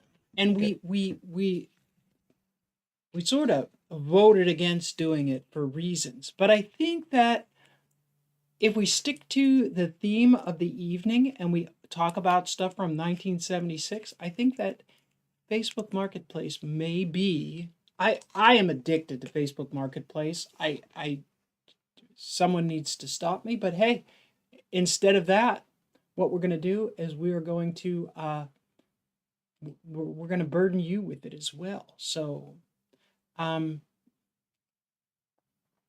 1976, and I thought I would bring up some Facebook Marketplace from Oh, geez. 1976, and this is a 1976 Jeep CJ. I have sorted 250 miles from where we are, okay, and the listings are from the highest price. So we're starting with the big high dollar stuff. So this is a 76 CJ7 Renegade Jeep. That's a pretty fancy Jeep. I would like to have one of those. You ever driven one of a those? winner. They're not the most comfortable thing to be in. People like them. No, They're- but the look is there. This is a winner too. Look at the Check gas it. pump. The gas pump. Yeah, the gas pump's from like 1950. Oh, I know. This guy's got it done up real nice for pictures. And look, it's even got the AMC logo on the Jeep thing. Boy, they're all the same picture. Look at this, Over and over. Edward Leonard. I made the mistake of buying all new Samsung appliances. You know what I like Samsung? Samsung, I got to say this. They're not a sponsor or anything, but this is a good Samsung device. I just haven't had problems with these phones. But everything that's bigger than a phone, man. Not so good.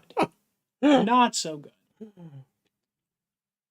So that's one of those things. I'll go. What I'm going to do, I'm going to go back to your screen, and I'm going to look on Facebook Marketplace for You're going to look on Facebook Marketplace? for another Okay, and I got 1976. to change stuff here. Who was it sent the? I still don't have this email. Where the heck is it? I don't know. Is Mexican Spec back, or is he still leaning over a radiator? Here's Buddy Carfano sending more stuff. I'm gonna bring up some of his. Hippie Long says, Kim, we have rust-free Jeeps, a dime a dozen in Central California. Well, all right. Yeah, that's how Arizona is. I'm I keep not wanting. in Central I California. kind of want to take her out to Arizona, but I don't know if she can ride in a car that long. It's a long ride. Yeah, she has back and neck problems. Puma. What's a Puma? A Puma is a Brazilian car. I think it's Volkswagen based, but it's a factory car. And Oh, okay.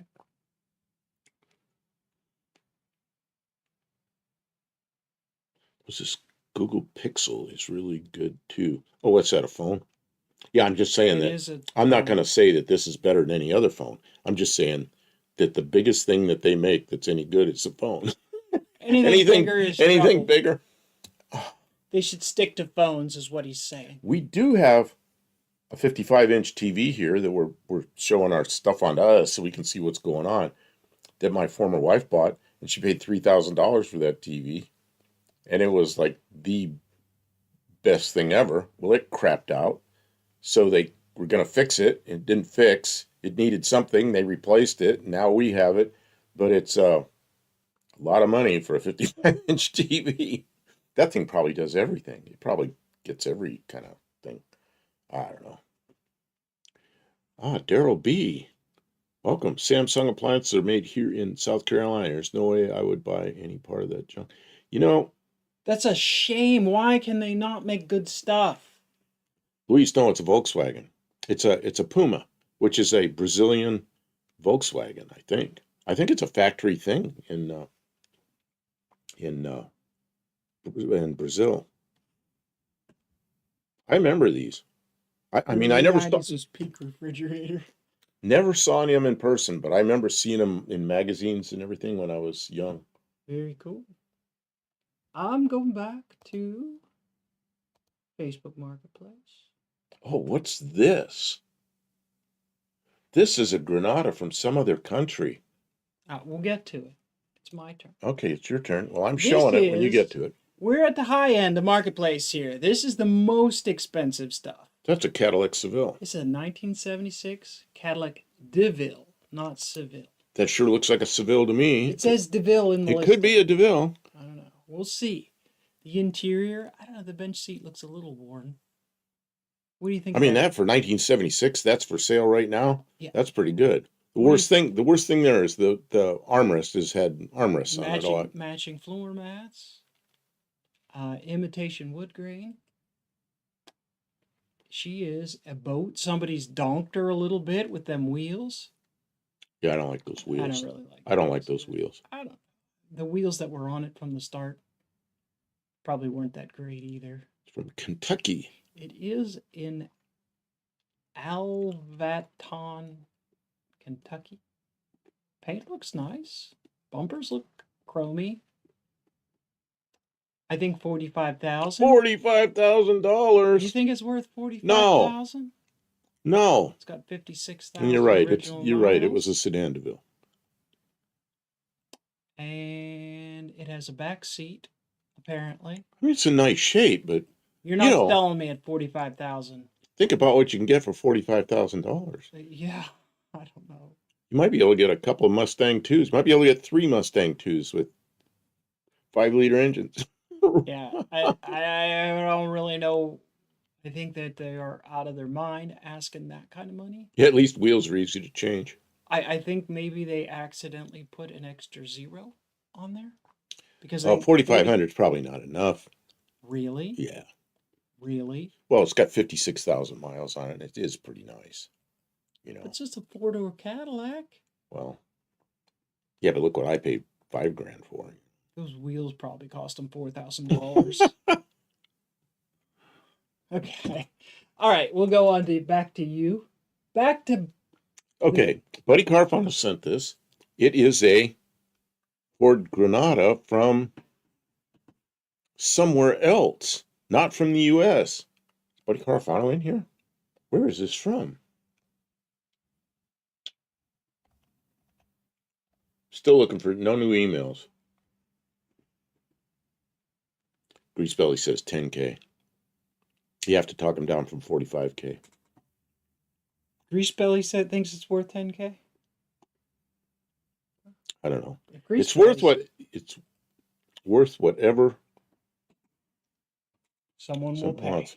Yeah, he says it's an Opel hippie long. No, I don't think it is because Opel's GM and this is Ford. It's got windshield wipers on the headlights. What's it say? 1876 Ford Granada. So what's it? Yeah, coupe. And it's not Aussie because it's got it's left-hand drive. So it's and the picture isn't reversed. I can see the license plate. Oh, it's got a European license plate. I just don't know. It's probably Germany. I don't know.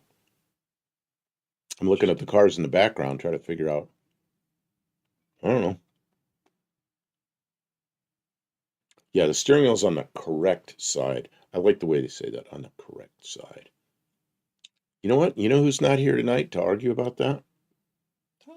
Tavo and Dean Stevenson. Tavo doesn't usually show up until into 2 hours. Yeah, because he's working. He comes in on his lunch break. But Dean Stevenson's not here. Maybe he'll pop in. I think it's mid-afternoon down there. Oh, you got a good one there. I think this is an interesting one. Yeah. Let's show that one. That's a 76. It is a 76. That's why I searched specifically for 75 through 77, so I get a narrow window of stuff to look at, and then I can just pick it up. Okay. Hippie Long noticed the headlight wipers. I said that. Oh, you did? Okay, I missed that. Okay, so. You know what, Patrick? Mexican Spec may be here, but his hands may be occupied. He's probably listening. He's working on a 69 Dart GTS that's got some stuff needs to be done before he can deliver it. Okay, we're going back to marketplace, and this is something new that we rarely do. We have avoided marketplace, but I just think that this is a good way because I could search specifically by 1976, and we can look at sort of the market, what people are asking, and like what's out there, and we get to see some pretty neat examples of like somebody really put some work in to bring this car around. I don't know if these wheels I really. like the wheels. They're Maybe you nice don't like the wheels. wheels. I do like the I don't know if wheels. they go with this car very well though, I but don't know. you know, but it's I got like some the nice badging. and the width of the tires on the back looks right. It's an El Camino SS clone, and he wants $25,000 for it. Um, What's it say? Clone? it's a Clone? clone of an SS. Oh, because it's an SS. I see. So it's got the 350 engine and 350 turbo transmission, custom gauges, tack, Grant GT steering wheel, tilt wheel, cruise control, power steering, power brakes, lowered front and back. 76,000 miles. 76,000 original miles. Check it out. Let's see if. Let's see what the other pictures look like. Boy, that chrome is nice. Boy, they caught the sun really good in that picture. Yeah, you could put a Laguna front end on it. And the original, the 73 Laguna front end's my I think favorite. there's some interior pictures coming up too. The El Camino badging looks nice. Well, the Maybe white a little bit. wipers. Oh, what am I doing? What are you That's doing? weird that they put the lights in the bumper like that. Yeah, that's how they did El Caminos. El Caminos and wagons were like that. But we got commercials A running. rhino liner bed. SS was just an appearance package. Oh, okay, okay. Sometimes it's like a gauge package and there's different stuff on the dash. I don't know. I think those wheels and tires look great. Oh, Dean Stevenson is here. That's all I had to do is bring up his name and he pops in. Maybe he's been here listening. There's the motor. Look at that upper radiator hose. I remember putting those on. They're huge. Wow, it is. It's like a long. And then the interior looks really nice. I got to give him the interior looks nice. You cannot ask $25,000 for a car that the interior looks like garbage on. If you go back to the under the hood view, There was only one under the hood picture, and it was a real blurry one. They must. that one, what I see is the air conditioning compressor. That's The high one? that's the 6-cylinder, which is a very good compressor, but it's big and it's heavy. They changed that to the R4, which is a little rattly 4-cylinder thing that was horrible. That's a great compressor. Okay, let's see here. What else was I going to say?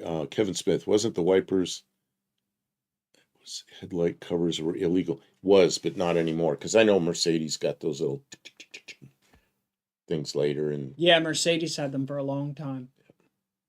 crap, Yeah. there's Dean. Yeah, all I had to do was bring up Dean's name and whap, he's here. 38 Buick wide job. Yeah, one day we'll do.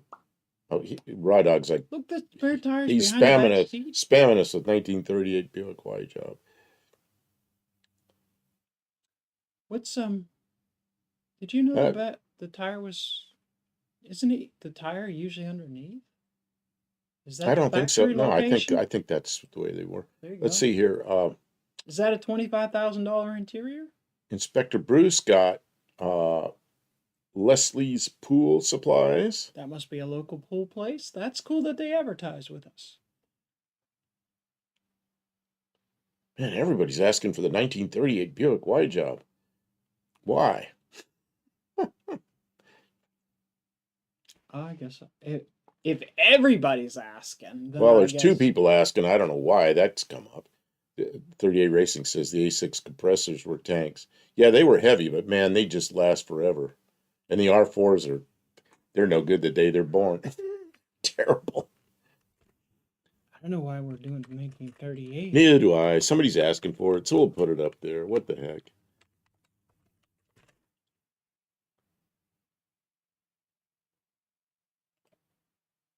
Kim's trying to bring it up. Oh, There you go. Don't know why we want to see that. Let's see, 38 Racing. I used an A6 for an air compressor on the old 66 C20. How did you lubricate it? Because they don't have the A6 compressor uses oil in the refrigerant that circulates. I wondered how you did that while you were using it for an air compressor. Because I'd do that if I could find one. Okay, Rod Odd. Yeah, the whole idea here is that you send pictures in. Okay, let's see here. This concept car. Yeah, it's a concept car. It's That's one of the kind of first. interesting. It's one of the first cars that had, if not, it wasn't the first, but it was one of the first ones that had hidden headlights, and it was Welcome back, Mexican Spec.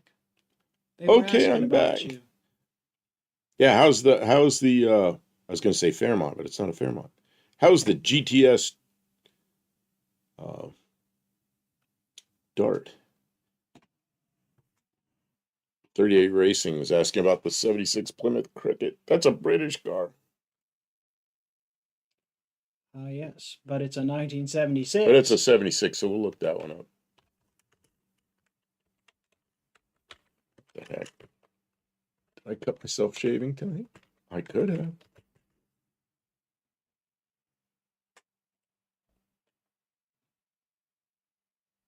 Is this another one where they Oh, 38 says the A6 has a sump reservoir. I didn't know that. Because I know you had to put oil in the system. There is the Plymouth Cricket from 1976, which was the one like the gold four-door there. That is a British car. But it was sold here as a Plymouth Cricket. That explains where the Duster went. Right? Because this is kind of the size that would have replaced the Duster. This is a smaller car than the Duster. Because, this is like the size of a little Nissan. Because the Aspen is the next size up. The Duster was the small car in what, 74, 75. Duster would have been a small car. And then they upsized that platform, was the next size up, and then these kind of cars came in as the small cars. I was going to ask about that, and I got distracted. Mexican Spec is he's putting some enforcement in here. We are in 1976 today, not 66. See, what we've done is we've shown a lot of pictures of people's cars, though. So, but yeah, I'd rather show. We used to do that where we would bounce around and just look at all kinds of things, and it got really chaotic for us, you know. And like, I like the focus of talking about a year, and even though we bounce around different models, it seems to give some flow to the conversation. We got to get in the mindset of 1976. You know what? Something I didn't do was check my spam folder. Stray Bullet wants to know what was the fastest car in 1976. Let's even break it down further. What was the fastest import and what was the fastest domestic car in 76? What do you think was the fastest car in 1976? I bet your Wikipedia knows. I'm going to go and do a search. The fastest car in 1976? I don't know. Were they still making the Pantera then? It had a 351 Cleveland in it. But it was probably a Smogger by then. But still, you'd be able to do it. The Countach. The Countach. That's why there was all those pictures. And then... Dodge Colt, I don't think, was the same car. Oh, wait, they had... Maybe. Because I thought the Dodge Colt was a Mitsubishi car and the Cricket was a British car. Oh. But right there it says Plymouth Cricket, Hillman and Dodge, which I don't think is right. Because I was pretty sure the Dodge, whatever you said there a second ago, was a Mitsubishi car. Let's see, because here's the Dodge Colt. The Colt was... Ready? Yeah, go ahead. No, that is that. No, it's not. They're similar sized cars, but one's Mitsubishi and the other's...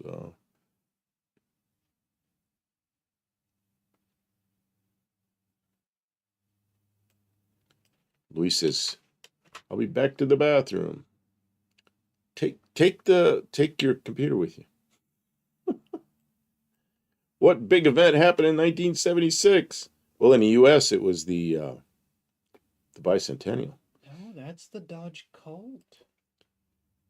That's the Colt. Until when did they come out with the new Colt? That's the second Colt. Yeah, And that was also a Plymouth. that didn't come out till '79. But the Colts were always like that red Colt there, down below next to me. That's a Mitsubishi, not a Yeah, not a British car. but look at it. It's the They're same very body. similar. They're not. They're similar. I know they look a lot the same, but I remember them well. And I remember the Cricket was a pain in the ass to work on. The Colt was just another. See, right there, it said Mitsubishi, but click back wherever you were, because you were right there. Yeah, see, 78 Dodge Colt. Oh, you clicked it away. See that yellow one right there? This one. No, right there, yellow, 78 Dodge Colt, Mitsubishi. Mitsubishi Lancer. I see. In '78 there was a Lancer. Boy, they look. Okay, let me go back. I lost the whole chat here. Mexican spec. I had the '79 Colt and an '80 Champ. Oh yeah, the Champ. That was what Plymouth came out with. It was a Mitsubishi. I had friends that had those. Okay, let's see. Man, I've lost the chat because it's just flying by, and I'm sorry everybody. I didn't pay attention. 76 Volvo L-Bill. I'm not sure what that is. Maybe long. I had the blue 1989 top center pick. Okay, we're past that.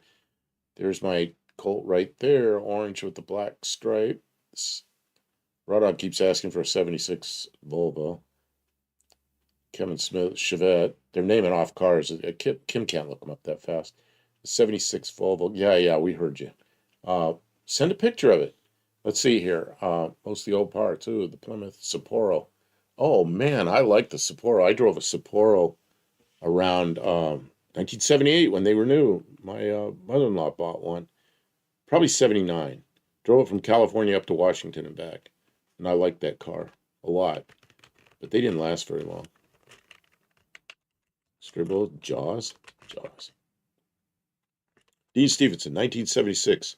What is that? Why did the Anacreid meteor shower hit the same time at 70? Oh, it did? What are you looking at? Volvo. Why do we want to look at that? It's an electric car. That's kind of neat. I guess. It's hideous and it's boxy. Why did they have to make it so boxy? That's how they used to make electric cars. They were like, they had some 12 or 6-volt car batteries, and they had a range of about 40 miles. Yeah, it was such an outlier. They'd go 35 miles. It was like something somebody made in their garage. Everybody said they went 50 miles an hour, and they went about 35. I know. I was messing with that stuff then, too. I used to drink a lot of Sapporo beer. Man, you remember Sapporo beer? I forgot about that stuff. I remember that. It belonged 1970s Ford, Chevy, and Dodge turned to Japan for relabeled cars. Yeah, they did. Yeah, Lee Iacocca talks about that in his book, how he made a deal with Honda to get engines and transmissions for $600 a piece. And what was his name? Henry Ford III, who was in charge then. His reaction was, and this is a quote, not putting any Jap cars in, I'm not putting Jap engines in a car with my name on it. Killed the deal. Iacocca was really upset with him. Let's see. Most folks are on that. Okay. 77 Colt looks a lot like a 77 Corolla. Yeah, I agree. Most of the old parts. I was a professional. What's this? Lefto Campo. Can you go back to the Granada that looked like a Capri with a wiper headlights? Yeah, I can do that. And that was the one you probably want Mexican Spec to look at it. That's the one. I still have it up on the screen, Kim, if you can pull it up. Oh, okay. And I got more emails here I'm going to look at to see what's coming up. Boom. That one. Make it bigger.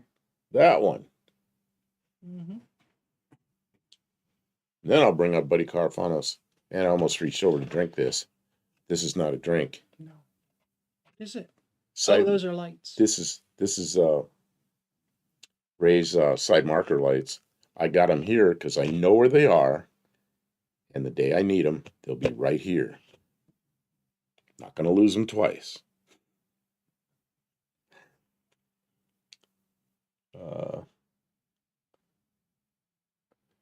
Let's see, Ron Dog, Saudi Arabia, 58 Cadillac limousine cars. What are we doing here? Oh, says the U.S. Sapporo brewery kind of sucks. Used to be good. Yeah, I don't know about that. I pretty much don't drink beer anymore. I can't. I drank a beer and then I just, the next 2-3 days, I feel terrible. So I don't know. It does something to me. Maybe I reach my life's allotment in alcohol. I don't know. Straight bullet. What's this one? What's this?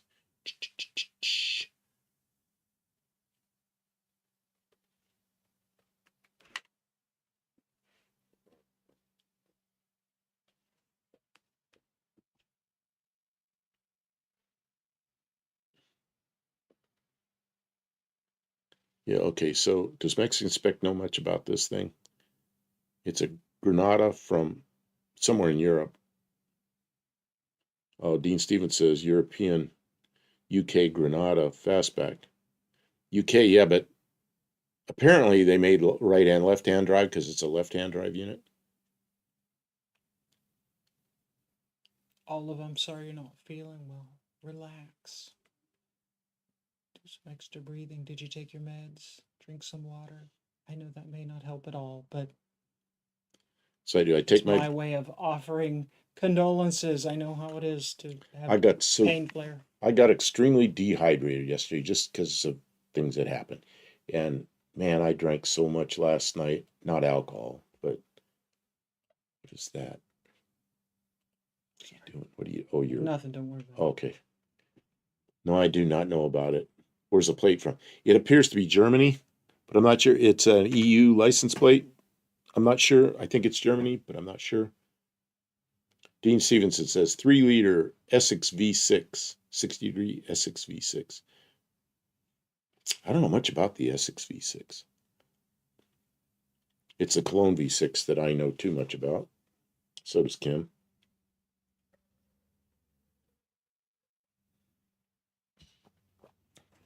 Dean says made in Cologne and exported to the UK right-hand drive. Okay, so it's a German-made car that could be had right or left-hand drive.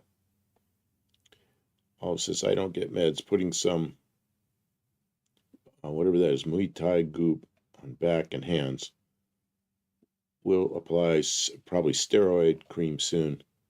Yeah, I do stuff with steroid cream, but I got to be careful with it because I overdo it. Finally got a dermatologist that I'm finally got to see. It took 4 months to get in there. And she knows I'm using that cream. I showed her cream from Mexico. And she goes, oh, you got enough of it? I said, yep.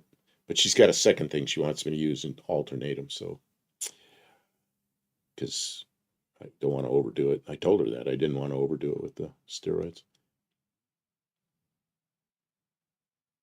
Oh, Mexican Specs says it doesn't look like the Opals they had there. Yeah, somebody who sent that. Buddy Carafano sent that, and I just one that I didn't know about it. Daryl B. I had a German 78 Ford Granada, and it looked nothing like that. Wow. Where were you in Germany doing something? Probably military or something.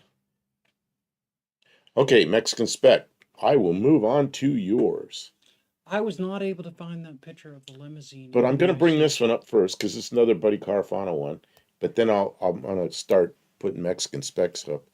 Yeah, there you go with a 76. 76 Matador Los Angeles police car with the way the lights used to be. One light steady, the other one flash, and a big old electronic siren on the top. Yeah.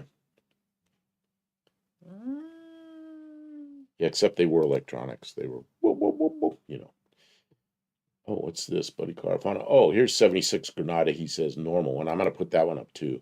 And then I'll move on to Mexican Specs. Yeah, these are the Granadas we knew. Yeah. That's a Granada. Absolutely. Oh, Daryl B says yes, military. Yeah, I know a lot of people in the military that were, of course, my age, in the 70s, that were the ones that were in Europe. A lot of times they brought back cars from Germany and had big oval license plate on the front. In German, remember those? Ausgespeistes Goop is like horse liniment with topical analgesic. Okay, so now back to Mexican specs. Okay, I'm going to begin with stuff I already downloaded. Okay, which we started to see earlier, which was this car. Ooh, we need some adjustment, Kim. Okay. Like a chiropractor, we need an adjustment. Mm-hmm. Okay, then Zoom I'll in. zoom in. That's about. Okay, so I assume That's not a very good angle. I assume that's a. You don't like the angle? I mean, I guess for We'll the change grill, angles. I like that one better. Yeah. So this is a 76, what I would call a Hornet. I don't know what it's called in Mexico. It's called an American. It's a Rambler American in Mexico. It's a Hornet here. I do like that grill and that front end. I think that was a sharp looking thing.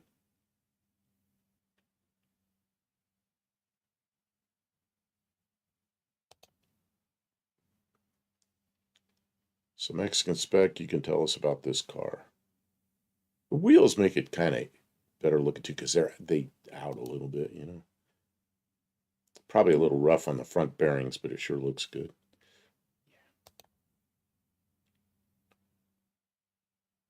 Would that trim, like around the windows and stuff like that, would that all have been body color from the factory? I think so. I mean, it looks like this has had a nice repaint, but I think they were. I might have had some kind of chrome or stainless as an it option. I seems don't like know. it's missing something to the body. Does it not? Like maybe some chrome strips or some wheel fairings or something like that that would have been there that are no longer, or am I just like in my mind imagining? Seems dechromed, I guess is what I I'm don't saying. especially like the air cleaner situation. How'd they get that to fit under there? So that's probably one I of don't those. know what happened there. That's one of those K&N like air filters. like a 258, but in Mexico they had a larger one that I don't Oh, know. did they? There were two engines they had in Mexico that were the same as a 232 and 258 here, but they were different cubic inches. They were larger, I think. That's a winner, guys. This car is going to appreciate. Oh, here you go. And the Somebody interior. detailed the inside very differently than original, but it looks good. It's done tastefully. The seats are great. I could do without the. I like the orange on the. That was probably silver or something. Yeah. Oh, is Luis taking off? I saw audios. But it's easy enough Oh, to he's change. taking off. Take care. Thanks for being here. Some colors on the dash. The seats and the rest of the interior looks really good. And I like the steering wheel. I like the simple steering wheel on this one. This whole car looks good. I assume expect this is one you have. Oh, a 282 is a 4.6 liters. Yeah, that's much bigger than the 258 that we got. And in Mexico, they got the 4.6 liter, the 282. Wow. Yeah, my 6-cylinder in my car is what, 3.3 liter? 3.3. And this is 4.6. This is a much bigger 6-cylinder. Olive says in the 80s we did tend to Whoops. remove excess chrome. Chrome became less of a, I think it was less of a selling point and more of an expense. I do like this Hornet. Okay, so now I got to move on to, I got to download some more pictures, Kim, if you can. Oh, Mexican Spec says he doesn't like the painted instrument bezels, and I like it. I think it looks sharp. I really like that, and he doesn't like it. That's I'm with okay. you, Mexican Spec. It's a lot of black and red.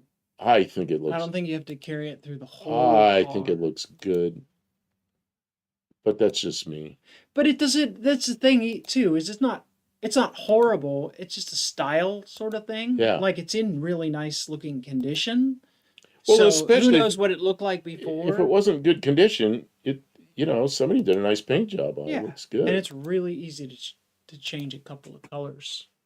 You could do it in silver or something, I suppose. I'm downloading more Mexican Specs. It's just he says Buff is gonna love the one I sent. There you go. Where's this? Okay, Edward's gonna be in lurk mode. That's okay. I was gonna load one I sent. Okay, I don't know all what you sent here. I'm downloading about as quickly as I can. Fun car to drive. The AMCs of this era bring back a lot of memories because my mom But had that's what you, AMCs. I've said that a bunch of oh, times. here. So that car is very nostalgic for me because I grew up riding around in the back seat of rolling around in the back seat of one of them. That's a nice car. Purple, 76 shiny. Mexican Dart, and I say that because it's got those swept back. Oh The top yeah. is swept back, which we never got that here. So that's a Mexican spec car, meaning it's Yep. made in Mexico and for Mexicans. And somebody's going to bring one of those up here, Mexican spec, and they're going to have a really cool Dart. It's gonna blow people's minds because Look at that. Look people at that. here have never seen those extra sweeping Yeah, the top. fairings up there. Kind of wild. Happy Long's going, how much? Oh, look where the lights. They got lights underneath, lights behind the grill. You can see where you're going. Yeah, you can almost blind the people Well, as much as you but get you know blinded what? every night here in Tennessee when you try and drive. You know what though? You know what's good about this? It's What's got all those lights, but does it have stock lights out on the corners? The low beams? The low beams are probably not going to blind you. So you just dim the lights. You know, that's the problem I have is some of these people, their low beams are so horribly bright because they've changed the lights that don't oops, I'm going the wrong way. I'm not sure which way I'm going. That's a nice. But looking car. their low beams just Go just back to the kill you. Oh wait, no, this is good too. I want to see this. Yeah, this is the interior. It looks pretty good. Yeah, you can't see what the dash looks like because they covered it, but maybe they're either protecting a good dash or it's got a problem when they put that on there, but it looks Dashpad's good. not really that. You can get That's not cover. look at the headliner. It's perfect. It's a nice headliner. A lot of headliners are not perfect. Yeah, no, those don't hold up. Someone redid the interior tastefully. Stray Bullet says it has a Charger roof on it. It's a Mexican. That's what the Mexican cars It's look a like. Mexican Dart, and that's what they did. I think it's great. The cops can't see the lights, so you turn them on. They block the radiator, though. Yeah, but I bet enough air gets through there. I mean, just think about it. That's a huge area there. But here, I don't think the cops even care about lights. I don't think they care about speed. I don't think they care about lights. It just, 30 miles an hour over the speed limit, your high beams on and tailgating, they don't do anything. It's terrible.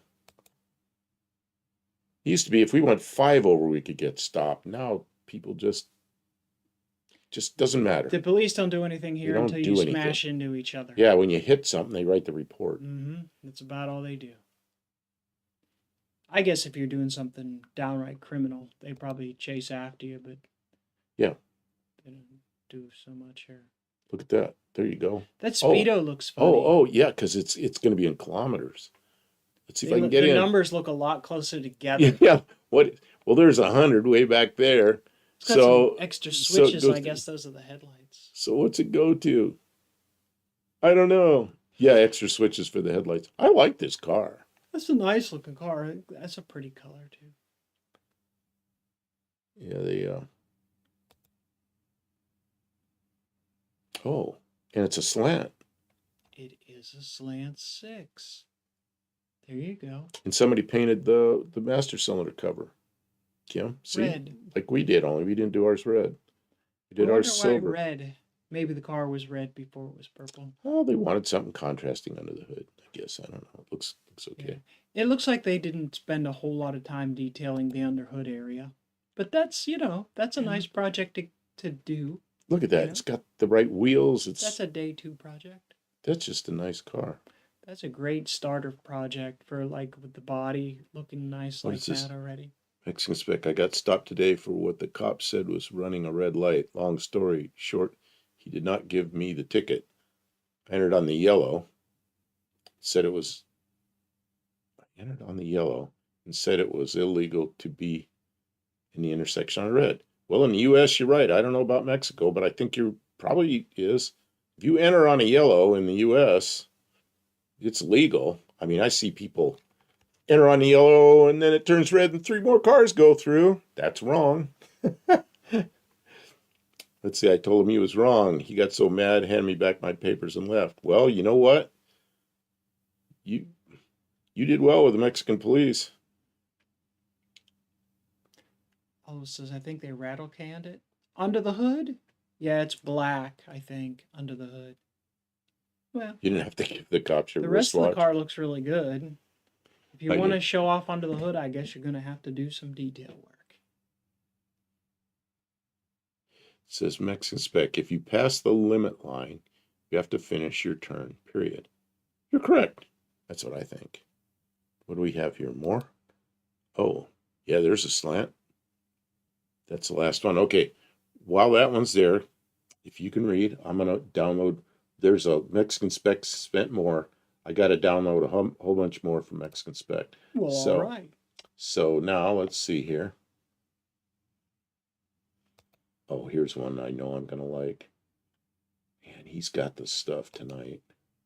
I see why he wanted to wait till he was available. There's so many pictures of this car. I'm going to download some of them just because of time constraints. Not going to show them all.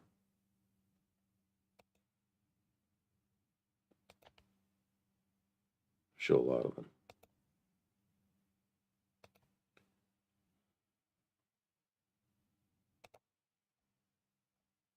Okay, the next Mexican spec car is a Volkswagen Brasilia, which is like I believe it's the same running gear as a Beetle. I believe it's the same running gear as a Beetle. Correct me if I'm wrong, Mexican spec. For some reason, I'm not able to. Yeah, there. I think that looks better than a Beetle. That's a nice little car. Better? So what's the deal? This comes from Brazil, or the Brasilia was made in Mexico, or what the heck? It doesn't look so much as like a Volkswagen, though. But it is a nice little car. Oh, it looks a lot like a Volkswagen Looks like a there. Volkswagen there, yeah. Well, and it looks like a Beetle. Look at the pedals. It does. If you didn't tell me it was a different car on the outside, I'd think it was a Volkswagen Beetle pretty much right Look at away. that. That's pretty nice. I like the cargo space better. I don't know if I like the dash is sort of centered up, but it looks okay. Yeah. Type 3 gear. Oh, is it Type 3 gear underneath? Type 3's okay. Okay, Buff, wash your mouth. What did I say? What did I say? What's wrong? What did I say? That I think you said you like it better than it looks better than a Beetle Oh, or something like that. I do like it better than a Beetle. If it's Type 3. I like it better is different than it looks better. Okay, the Brasilia was made in Mexico using the Brazilian design. We didn't get the 4-door, though. Oh, there was a 4-door as well. Hippie Long says Beetles are even better. I don't like driving Beetles. I like driving some of the kits from Beetles, like the Myers-Manx dune buggies. I really like driving those things. But I just don't like driving the Beetles very much. I don't know why. Mexican spec. This is a Type 1 all the way, just like the Beetle. Okay, so it's Beetle running gear, That makes sense. but it's not. Okay, Kim, I'm going to download more because that's the end of that. Facts don't care about your feelings, Dean Stevenson. What's this? I don't know. There's no facts involved in people's opinions of what looks better. Here's a Mexican spec sent another car here with. God, it's like got about 50 pictures here. I'm gonna show some of them. Not gonna show all of them, just because there's so many. But I'll show the good ones. I can smell the Volkswagen smell just looking at the screen. Yeah. Yeah.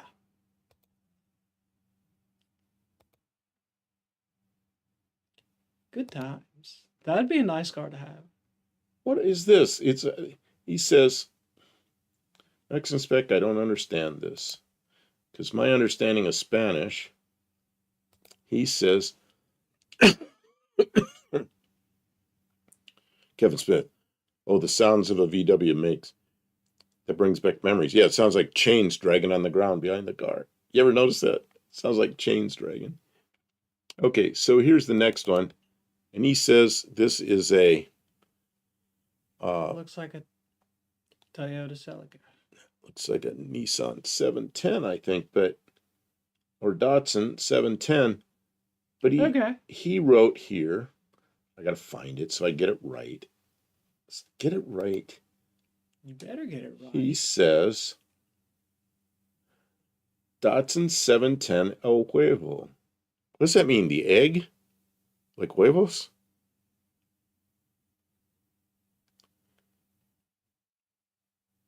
Oh. Okay, so My now, favorite thing is when the facts hurt my ego. yeah, that's what it says. The car is called El Huevo, the egg in Mexico. And I remember a guy where I lived. That egg shape. A guy where I lived, he had a Datsun 240Z. It's the license plate said huevos on it, which he got away with because, you know, the state thought it meant eggs, but everybody knew it meant there was a slang, you know, which means something completely different. Well, don't get us in trouble. No, but it's just funny that he got away with We're it. trying to have a successful YouTube But it's channel. funny. Oh. It's funny. The guy I bought the Dart from has one of you these he was supposed to send me pictures of. Okay, so anyway, I like the grill on this. That must be a Mexican-only grill and bumper. Fancy. I mean, that's a nice looking car. The wheels are sticking out there a bit, but that's okay. Probably a little rough on the front wheel bearings, but that's okay. Not that rough. How much are wheel bearings? Well, you're running on the small bearing instead of large bearing, but well, yeah, but aluminum wheels dissipate heat faster, so you're okay.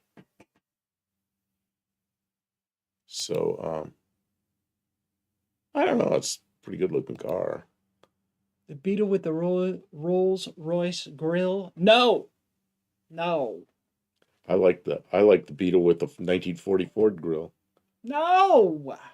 Oh yeah, that's right. Mexican spec says that's why it looks better. It doesn't have that giant bumper that was required in the U.S. The couch sticking out front. Yeah, that's why the front end looks so good. This one's in pretty good shape, isn't it? 1976, and it looks like this. Man, look at this. Even detail. Oh, and it's a pushrod engine. Pushrod engine. In other words, it's not an overhead cam like what we got. It's a simple engine. I like simplicity. By 76, they had it like this? In Mexico? Overhead cams? Yeah, starting in 68 in the U.S. Oh, wow. Okay. We also had the wagon. It has a small engine, though. Okay. Well, I mean, they're little economy kind of cars. Mexican spec says so many of these are all rusted out, even in Mexico. Oh, wow. In Mexico? I guess so. I mean, most of these cars he shows, they've been gone over pretty thoroughly to be in as nice a condition as they're in. Let's see here. Olive says it's cute. Also, seriously, for the wheel bearings, just keep the offset center in the same place. And all that changes. Yeah, but when you got the wheels way out here, it's, you know, you look at the outer wheel bearing, the inner wheel bearing. Outer wheel bearing's small, inner wheel bearing's big, and you look at how they're, you know, that point should be down here somewhere, and it's not. Oops, it's not down here somewhere. It's out here somewhere. So, you know, it's putting a pretty good load on that outer wheel bearing. So you gotta stay after them, you know, and it probably, you know, something may not be right, but it sure looks good. Here goes. Oh, here we go. Here's one of my favorite cards Mexican Spec has. I didn't recognize the email, but I recognize the car. I'm downloading, Kim. I'm downloading. Maybe you can take care of the chat while I'm paying attention to. Hippie Long says Herbie is the best Beetle. If this car hadn't cost so much, if the price hadn't been so high, this is the car I would have got instead of my... Really? Well, it would have been this or that bright blue... Fox Body Mustang the Mexican Spec had. They were both about the same amount of money and they were too expensive for me. Olive says basically you can go wider as long as the center of your tire is in the same place. That's exactly right. Yeah. That's exactly right. But you can only go so wide to still fit underneath the... But when you move the tire out like this... sticking out way out. That puts pressure on the bearing that's wrong. The center ends up out. But it So looks you're cool. both right. It's just like, but you can only go so wide and keep the center in the right place. So. Okay, here's this car. Man, do I like this. Oh, that's an Roy. AMX. Hello, Roy. Somebody new in the chat. Welcome, Roy. We're showing pictures of 1976 cars or cars that are yours. And tonight, right now, we have Mexican Spec in here who sells cars in Mexico and two people in the U.S. He's really good at finding good Oh cars. well, And anywhere actually, but the and U.S. the U.S. Yeah, he sends them to the U.S., but I guess he's sending some to Australia or somewhere too. So anyway, this is one of them, and this is a 1976. What they call an AMX there, we call it a Matador here. But man, I like this car. I really like this car. Man, why don't I have a lot of money, Kim? I'd have a yard full of good cars, and they'd all be from Mexico. Yeah, those wheels look good on that car. That too. whole car looks good. I don't know. It's got the good steering wheel. It's got the good seats. I wish mine had had that steering wheel, but I didn't know to order it. I ordered the car and didn't understand what the different packages, what you got. So I got the crappy steering wheel. Mm. But I still like the car I got. Kevin Smith says, no salt, no rust. Y'all are lucky you don't have to worry about that. I mean, there are parts of Mexico where they get rust, I'm sure, like near the ocean or whatever, but yeah, it's a lot less common, I think, because it's not their Can you it's not put their climate. Roy's asking for the email? Can you put a Roy? can you put the Oh, Roy, who I welcomed to the chat a few minutes ago? He says, I've been alive a month or two ago. I'm the one that works on small engines at the John Deere dealership. Ah, okay. Are you in the US or are you down under? Because we have somebody else that's down under that works in a same kind of dealership. Um, Tavo in Australia is also. you're not supposed to say that. I know I'm not supposed to, but we all know what it is. Just He's doxed him. He's at. Well, Australia's a big place. Okay. Australia's an enormous place. See, you know another thing I like about these? See those trays on the inner front fender? That's where you can put your tools and they don't fall into the engine compartment. Oh yeah, that's a good idea. Oh, Southeast Iowa. Okay, so you're in the American, very much American part of the John Deere part of the world. See that, man, Mexican I miss spec that. axe. Oh, look how pretty the engine bay is. It's all chromed up. Man. A Mexican spec asks that you show the original ad for the car, which is in the last picture. Okay, I probably have that here. And Oh, I didn't know that. I didn't know that. asking Mexican spec to please post a link as well for the cars. I also. Oh, there it is. Oh, there's this website. Yeah, Instagram. Go to his Instagram. I mean, that shows everything. I mean, go to either of them, but his Instagram is especially good. Shows every car he's got. Man, look at that. Oh, is this the one you're talking about? 20 grand in flights to start trying to find Tavo. What, you're going over there to search for him? It takes 20 grand in flights to start trying to find Tavo. Well, I know where Tavo is. There's no airports where he is. If you were in the U.S. and you saw where he lives, you'd go, man, that is in the middle of nowhere. Olive says, her point is all the space in front of the radiator support Matadors could be much less bloaty. Yeah, the AMCs were bloaty. Well, but that was the look then. They're big, long, like the Dodge Charger had big, long overhang up front and everything. Yeah. And when that car came out, I thought it looked really good because that was the in thing then.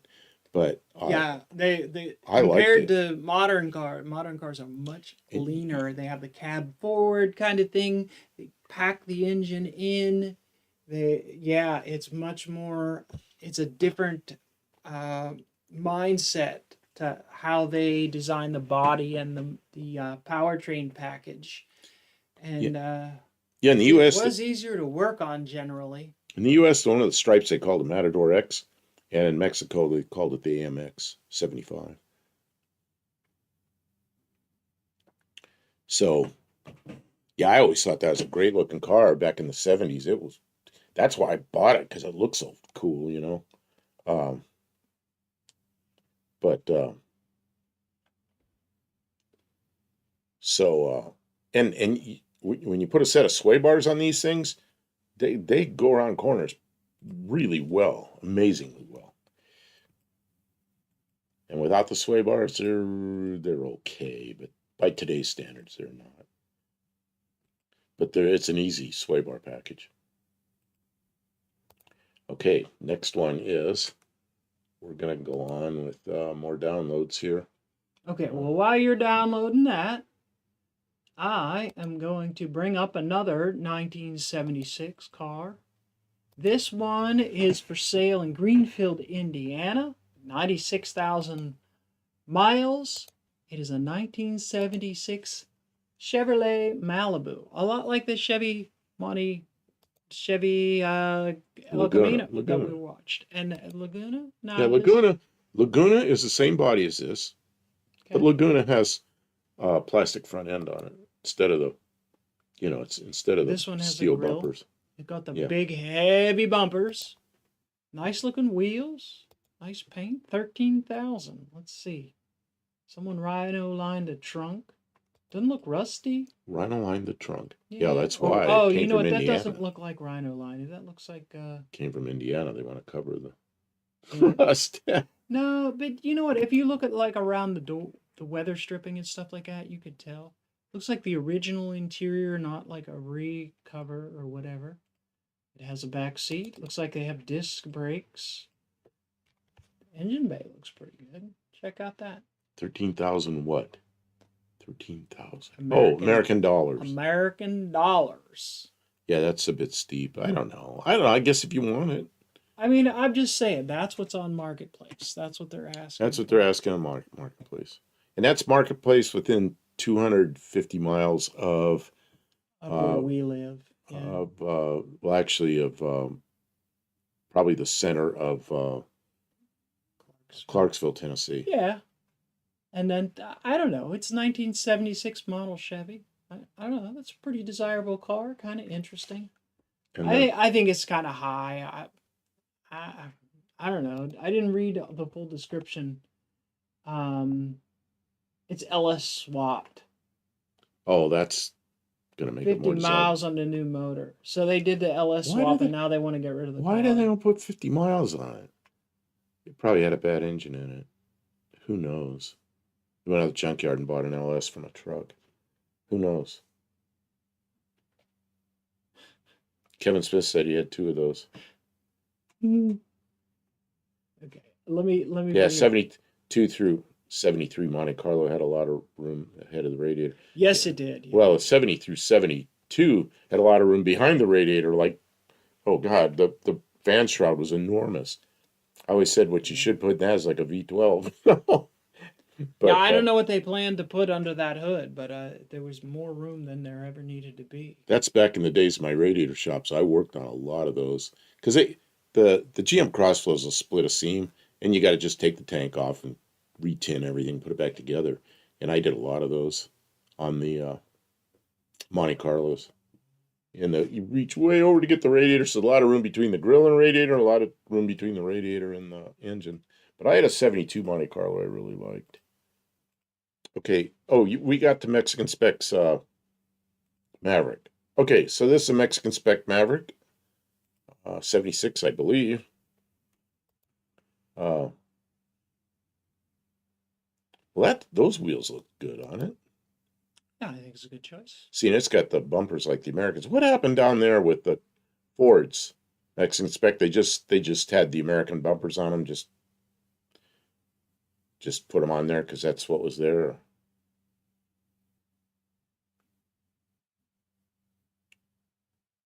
Yeah, Roy says this Monte Carlo's first gen actually handled well with the long front end because of where the motor sits in terms of front wheel bearings. Yeah, I had sway bars on mine, the factory ones, and that thing was great. I enjoyed that car a lot. But you know what happened? Somebody came along and offered me the right money for it. Off it went because everything was for sale. Yeah, those are the bumpers. Okay, so Mexico, you had those bumpers. What's that? Is that a broken taillight? Or is that a reflection or something? Don't know. Oh yeah, I forgot about those little pop-out windows. Same thing in the US.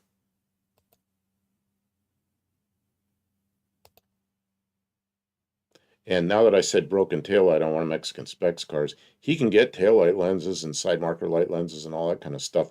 And I bought those things from him before. And the ones I got from him in Mexico, they fit perfectly. They look like originals. They're just good stuff. And he sent them to me with a tracking number and everything, so it was real easy to. They get hung up in customs for some short period of time, but then you get them.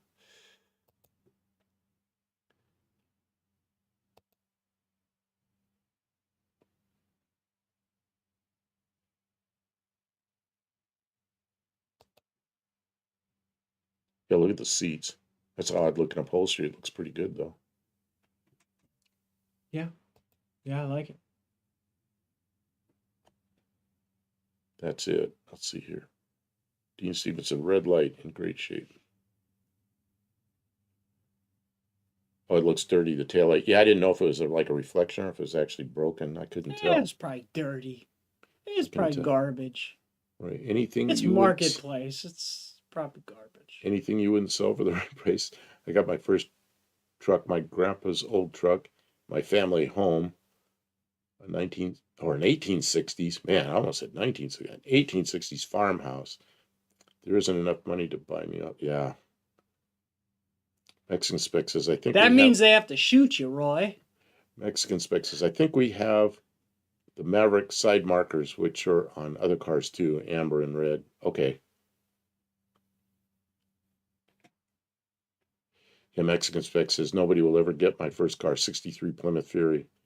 She's resting in the backyard. Man, there are some cars that are just like my favorites, like probably about 8 or 10 of them through the history. 63 Plymouth's one of them. There's something about those front fenders with the turn signals out on the tips. Can you bring up 60? We've done this before, I suppose. 63 Plymouth.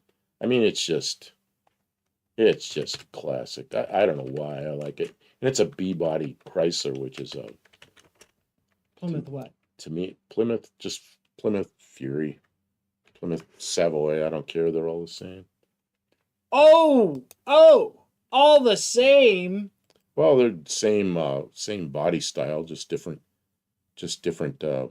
chrome strips and stuff. But the see how the fender tips are. Those turn signals out on the tips of the fenders, and when you sit in it, the windshield's kind of angled back from the center. When you sit in it, you notice it. There's the windshield's kind of V'd in the middle, and you sit kind of low in it. Nice instrument panel, nice, just perfect seating position. Man, I like those things. My brother had a 63, a red one, red Fury, and I loved that car. But it was his. He sold it. I abused it. Not real bad. Enough to get thrown in jail. Man. It was fast enough I got thrown in jail racing a 68 Torino. The guy I was racing was 17, I was 18. So I got jail time and he got a 90-day license suspension from the judge. He had to go to court with his parents. Oh, God. That was 1972. Dumb things you do when you're a kid. Let's see here. Olive says doesn't like the empty posturing. See, a lot of it too is like they're carrying the What's that? lines and the proportions What's of that? older model cars, and designers didn't think. There was a time where designers weren't thinking lean. Man, look at this thing. Like this wagon, right? It is so square. That is a Mexican Spec car. There's like this much room. But you know how nice those behind drive? that headlight bucket. There doesn't need to be. Do you know how nice those drive? They're just big highway cruisers. Well, on the highway, that's I mean, it's just Griswold family truckster kind of. Griswold family truckster. Yeah, it is kind of a big boat. Huge. Huge. Tie grandma to the roof. But they drive so nice. Yeah, look at the scoop that blows air down over the back window to keep the crud off of it. And then it's got those handles so you can climb up there. I don't know. I like C-body, Chrysler C-bodies.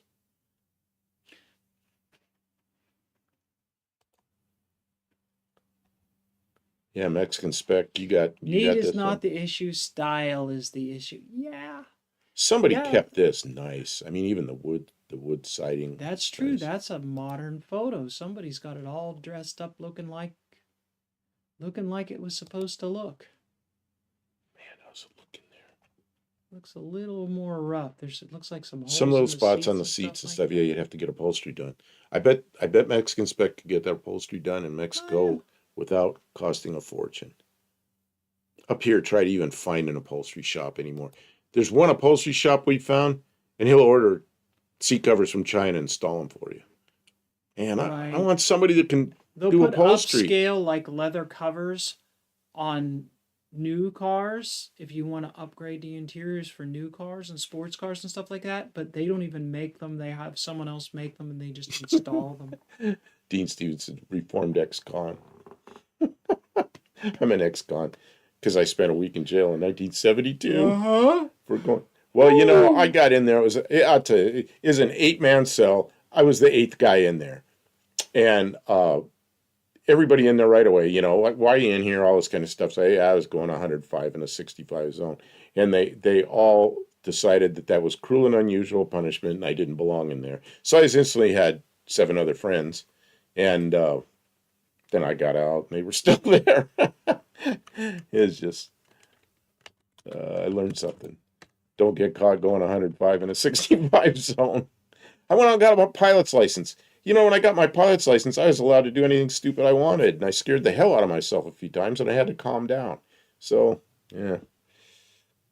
Look at this thing. I remember this stuff. Mexican spec says that's not an upholstery shop if they just install. Well, I know, but that's what they call themselves. That's what they call upholstery themselves. shops. And here, there's really not any anymore. Oh, look at this. This is something you never see here. That is a Mexican spec car because it's got kilometers. Hundreds in the middle. You know it's a 200, not a 200 mile an hour speedometer. Did you learn your lesson? Did I learn my lesson? Yes. Yeah. Don't go that fast in front of the police. Don't get caught. Yeah. Don't go that fast in front of the police. Well, you know what? There were 2 guys in the car with me. We were going down a straight stretch of the highway, and there's this one of those big fastback 68 Torinos next to me, and I knew the guy. And so he'd speed up, and I'd speed up. He'd speed up, and I'd speed up. And he speeds up, and somebody in the car with me goes, "Hey, there's a car catching up to us." You know, going 105 miles an hour, there's a car catching up to us. I looked up at the mirror, and it was a 72 Polara. Had the headlights really low. You know that look. And I saw those headlights on high beams coming up behind us like flying. It's like, uh-oh, I let off on the gas, and I'm thinking, I knew this guy. He was kind of crazy, and I thought, he's going to run, and they'll chase him. And it was an off-ramp, so I took the off-ramp. Well, the guy in the Torino cut in front of me, and he took the off-ramp too, and he stopped. So, now we're both screwed. So there were 2 cops in the car. One of them came to me, one of them went up to him. The one that came to me says, "I want to see your license and registration." I handed it to him, and he goes, "Sit here," and he walked off, and then they went up there and talked to him. They let him go.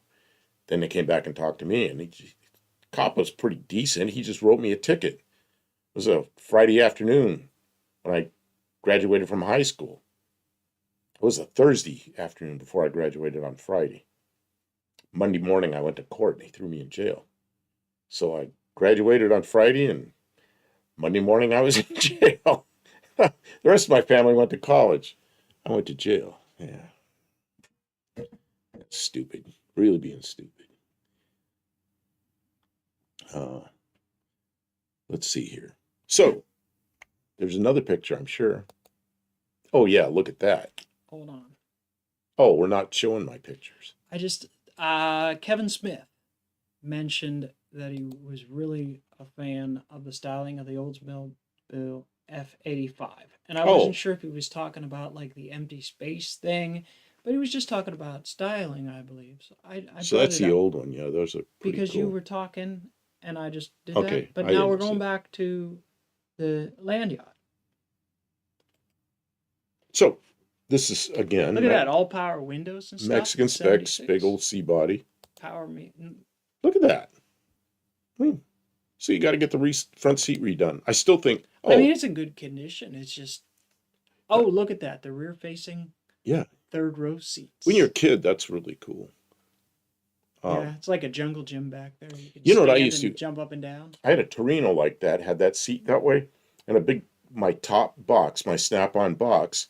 I'd open up the door, which was a door gate. You know, I'd open up as a door and just plop that snap-on top box would fit between the seat and the bumper, so it fit down in where the wheel, you know, where the footwell was. And kids would sit back there, and we'd go somewhere, and I'd take my top box with me to do something, and the kids would just have their feet like a footrest on the box. So, you know, it was a really useful car. But this is the same kind of thing.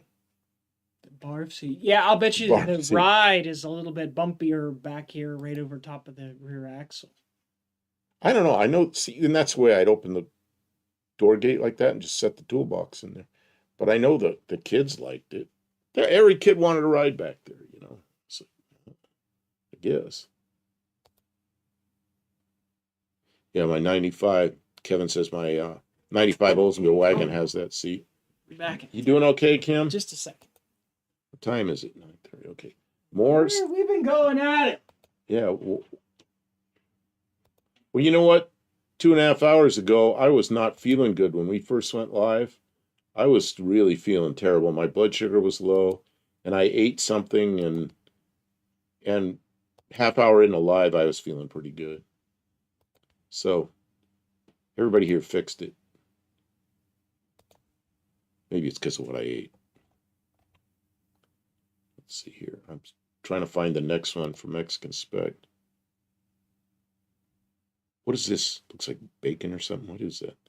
As kids who fell for the wee out that back window. Oh no. The back window trick. God, I hope not. Okay, here's the next one for Mexican spec. One of these guys. I remember the first one of these I saw was in 1973.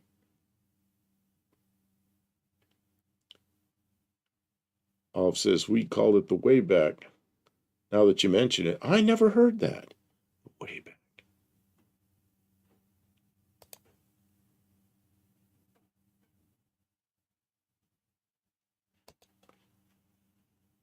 Oh, and it's got, I didn't even notice this on the first picture. It has a cage in it.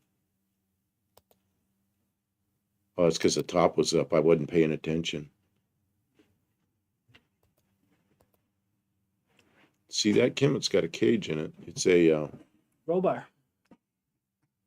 I was going to call it Kubel wagon, but it's a thing.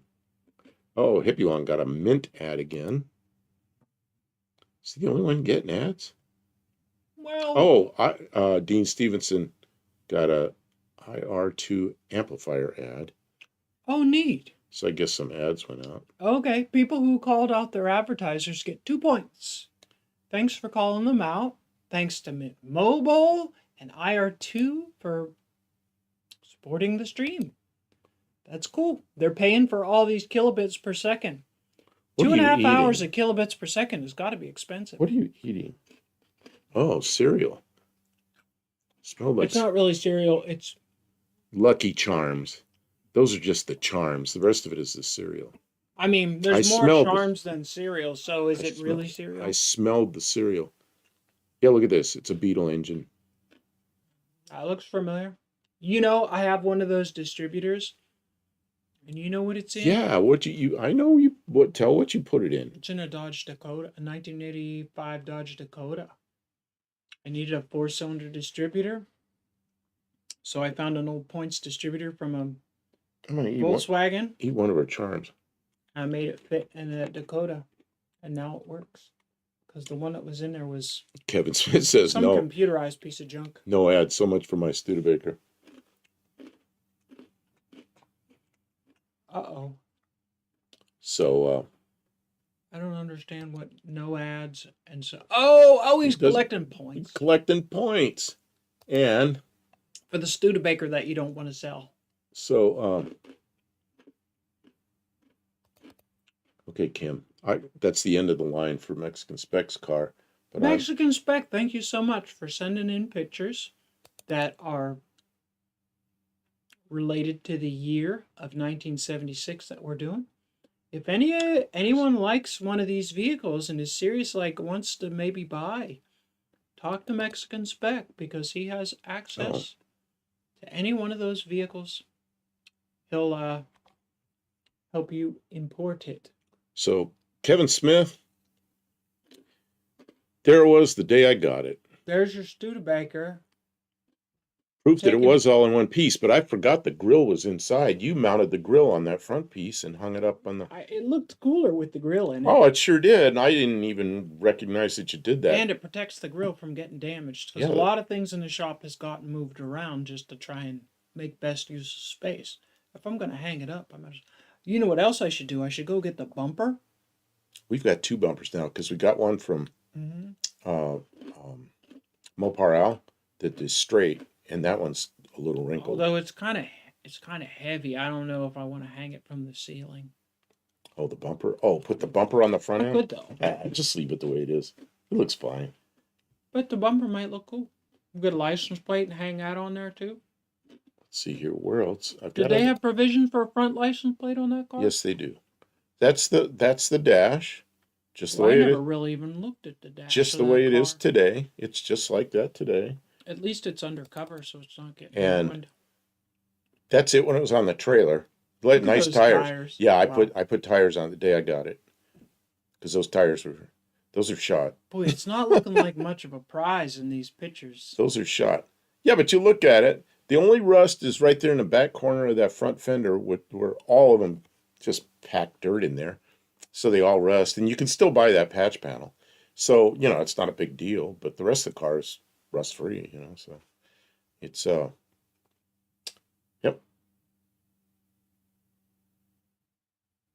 Stray Bullet Buff won't be able to resist selling the Studebaker for a couple of thousand Kim points. Guy can dream. That's my inside joke about the Studebaker. I couldn't work on it if I had it. Oh, that's too bad. A guy can dream. Well, I just read, when you get old, you start redoing your will, because some people you leave stuff to, they're gone, so you don't want to do that. So I redid my will and I said, I was going to leave the Studebaker to Kevin Smith, but I didn't. Because it just would have been something silly to do. Buff will have all the Kim points. That's true. So anyway, there's my... If he redeems it for the Studebaker, we'll get them all. But here's a 61 Lark. That's not a 76 Lark. Oh, but this is a 61 Lark, so this is what it could look like. That's not a bad looking car. I don't like those wheels on it. No, neither do I. But they're better than those wheels that you just saw. They are much better, but there's something about it that just don't quite go with it. It's not even that I hate those wheels. They just don't quite go with that car. They look better than this. Yeah, they do look better than that. Something with some hubcaps would probably... Yeah, like Chrysler police wheels with the dog dish hubcaps would look okay. Yeah. Except these have the same bolt pattern as Ford's. Kevin Ford's and says AMC. So he'd be glad to give her a home. Yeah. Kevin's going to inherit the Studebaker. It is a big project. We did get it running though. If you guys check out, there's a I don't remember if it was on my channel or your channel, but I did do a will it run on the Studebaker the summer before last. We put the timing cover on. Well, we did a bunch. I think I did like 3 videos on it to get it. I got it running. Well, spoilers. We did get it to run for a moment. It's a 6-cylinder that had no timing cover on it. Somebody's trying to figure out why it doesn't run, because it quit running, apparently. And it sat around for 8 or 9 or 10 years or something. So we got it. I had it in Arizona, took it apart there, brought it up here, and then I never meant to run that engine. I was going to put my small block Chevy in it. So then Kim decides to get it running.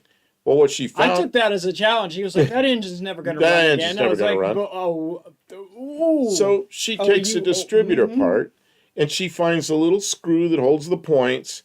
The screw was the hole that screw goes into is completely stripped out. So you could turn that all you wanted, and it wasn't going to hold the points down. So that's why it didn't run, because the points could just flop around. So we were down at Mopar Al's, and he's got Studebakers, and he had another distributor. So we got that distributor from him. So she brought it home, put that distributor in there, and right away started it up. I got another carburetor. Oh, too. you messed with the carburetor. But anyway, she got it started up. That's what the carburetor. And the carburetor was a mess. The car was pulled out of the shop, but the tail end was sticking in the shop. Well, the whole tailpipe was full of mouse nests. So it shot like 20 years of mouse nests out of the tailpipe into the garage. But it was running. But it didn't have a timing cover on it. So it started oiling right away. So there's oil like going all over from the timing, no timing chain. It has timing gears. It's the intermesh. So I bought a gasket, an OEM gasket off eBay, gave it to Kim. She put that timing cover back on it, and then she had it sitting there running perfectly. And I'm like, what are you doing? That's a junk engine. It wasn't perfect. It was better. So now it's running. It's like, I guess we could drive it with that engine in it. Okay, what are you going to show? You got something there you want to show? Kevin Smith says, like a Cadillac with tennis shoes. Yeah, it's not quite right. So something just doesn't. Yeah, and there was no trim on that blue car, so I think here we go. Kind of takes away because those cars had a bunch of trim on. Buddy Carafano is suggesting this Studebaker wheel cover. Yes, that's a Studebaker hubcap. And that's a Studebaker Lark hubcap. Yeah, that would look good. Like a set of just black wheels with those. Or the same color as the car, whatever color we painted. Tom Anderson says the satellite photos of the farms we have look like a junkyard, both with cars and trucks and farm equipment. Yeah, don't give me a farm because I will. I'll lousy it up have it looking like a junkyard in 10 years. So Mexican Spec wants to know if dragging old derelict piles of junk home. Mexican Spec says, so we evicted the mice. Did we send him a certified letter first? I didn't even know about them, but there were no mice. You know what? I think they got plenty of warnings. It was like a week of going. but it was just like 20 years of mice nests and turds and things just into the shop. And so we had to clean that up afterwards. It just needs a turbo buff, and Kim. Yeah, the turbo will evict them nests. Oh, yeah. Yeah, put a turbo on that engine. The rings are probably no good by now. So I'll bet you some of those valves are boogered up pretty bad. I'll bet you that because it seemed like it had a dead cylinder, and I think and then the valve. 1960 Studebaker Lark was a flathead 6, or you get a V8, but the flathead 6. 1961 was the first overhead valve 6, and it was almost the same engine with the overhead valve on it. And they had a lot of trouble with that engine, and they had some fixes for it and things, but in 62 it was all straightened out, so they never had trouble with the engine after 62, but 61 was the troublesome year. So I don't know if anything's been done to to that engine, or if it's a 1961 engine that still has the trouble. I don't know. I can't imagine. 1961, 2025, who knows? Beat on it with a Ford wrench for a week. Mexican Spec, I mean, I have video evidence of charging 2 batteries and hooking the cables together. It's like when you pull the bulldozer up to the house, and park it there overnight. They know something's happening. There was warning. There was due process there. Okay, so jumping from plenty of warning. That's right, Kevin. So here we have another Buddy Carafano car. I'll just throw it up there. And then another wagon. Big old Ford, 76 Ford with hidden headlights that aren't hidden. And you know what? If you didn't tell me this is a Ford and the other one was a Chrysler, you wouldn't know. I know they're different, obviously, but like they just look like big wagons from the 70s. They all kind of were. The styling was not. See, and I was an adult. You were a year old. And I was an adult then, so I remember them so well. Yeah, I only remember them in hindsight as a child, because everything in Pittsburgh rotted out within 10 years. So when I was 10 years old, these cars were pretty rough and rare. What is this? Oh, it's something. Mexican. I see no prospects for ever making it worth your while at this rate, though. Can't even get anything for the arthritis now. I don't know what led up to that. Oh, Mexican Spec says I'm going to keep going with precaution. I'm not sure what all this led up to, but okay. They're having a conversation. They're having a in the chat, conversation. which is okay. Which is okay. Yeah, Mexican Spec. He likes hidden headlights. He goes, "Why are the covers up?" They're probably stuck. Yeah. Vacuum leak. Yep. That's how my Yeah. Cougar was. Somebody duct taped them so they don't close, so they can still drive at night.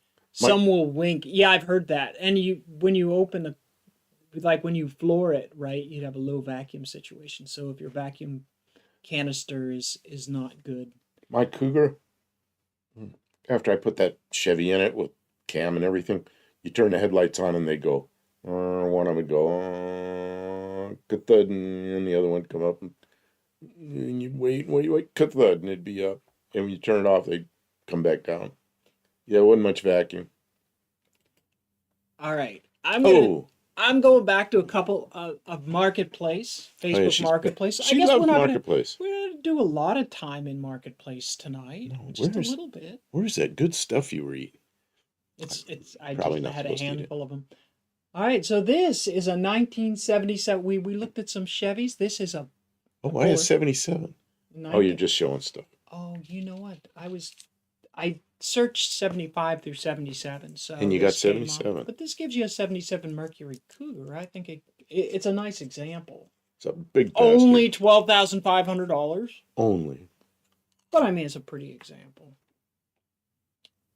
Yeah, I mean, it looks good. Wheels look good. Look at the back end, though. It's a Tennessee car. Knox. Oh, that's way over on the Mm-hmm. eastern side. Wait a minute. Go back to that front end again. Bam. Bam. What are those white things on the bumper? Mm-hmm. That looks like somebody drew that on there. I don't know what that is. Okay. Oh, did they maybe cover them up? I don't know what that's about. Well, there are only two of them, if there are any. There's not one in the middle. It's not a Ram. No, it looks like Photoshop, so I don't know what they. Yeah, who knows what they're doing there? All right, well, it's not a license plate because Tennessee only has one plate. I'm upset with myself because this is a 77. But show the rest of it. Okay, I think we're most of the way through, aren't we? I wanted to see what that was like all it had about. A repaint. Full Oh, repaint. that's what they're showing there. It taped off when they repainted it. That's why it looks so good. Covered up everything. It looks like it was a factory red car, though. Mm-hmm. Because the interior's all red. It's pretty nice. Kevin says that delivery shim guards never got removed. Delivery shim guards? I don't know. The interior looks nice. Yeah, it looks really nice. Yeah, it does, actually. Wow. Yeah, it cleans up good. Did you see that thing? I don't know. Did you see that thing in the roof, in the headliner?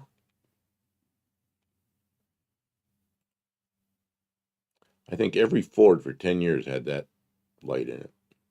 It's not a terrible design.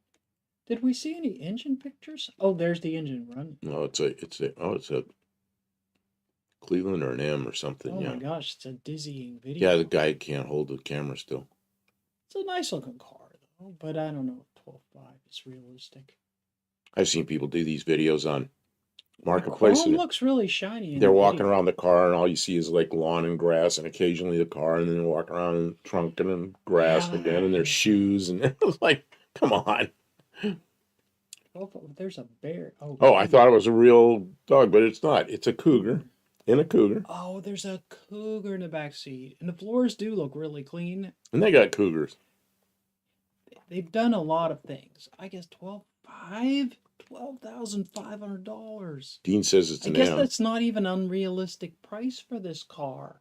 As long as it looks as good underneath as it does on top. How many miles? Say 78,000 miles. Could be 178, but I doubt it. I doubt it's 178. Well, I don't know. It's so cleaned up, it's hard to tell. There's ways to tell. resale red ruined the car. I think it was originally red from the looks of things. It looks like it was always red, but you can't Yeah, tell for Greasebelly sure. says probably a 351M. Yeah, I think that's why they're asking so much. It's a desirable motor, and it's in good condition. The mileage is really modest, so nobody Mexican wants spectators, those nobody though. wants them. Right, like 12.5, the car is worth 12. Like there's probably 12.5 worth of value, but I don't see 12.5 worth of demand. Like who's going out to buy this car? It's a tough sell. Yeah, but the right person comes along, it'll get snagged up. Probably. Might take a while. Yeah, I mean, you'd have to. It would suck to have to Oh, sell. can you They did go the paintwork and everything, and now they want to sell it. can you go back over the pictures to where they're showing under the hood? And I don't mean the movie. That's the only. That's the only part under the hood. Is the It's a video? stupid movie. Yeah. Well, maybe you can stop it. I don't know. See what's there.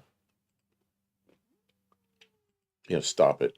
Okay, so the firewall's red, the inner fenders are red. It's red. It's a red car. That's my opinion. My And the professional and the opinion. and the interior being red and everything. Oh yeah, and the backside everything's red. It's a repaint, probably the same, probably a factory color. Yeah, Yeah, because look at the even look under firewall. the cow. The cow. Yeah, you They can't reach didn't. there. Cut your arm off.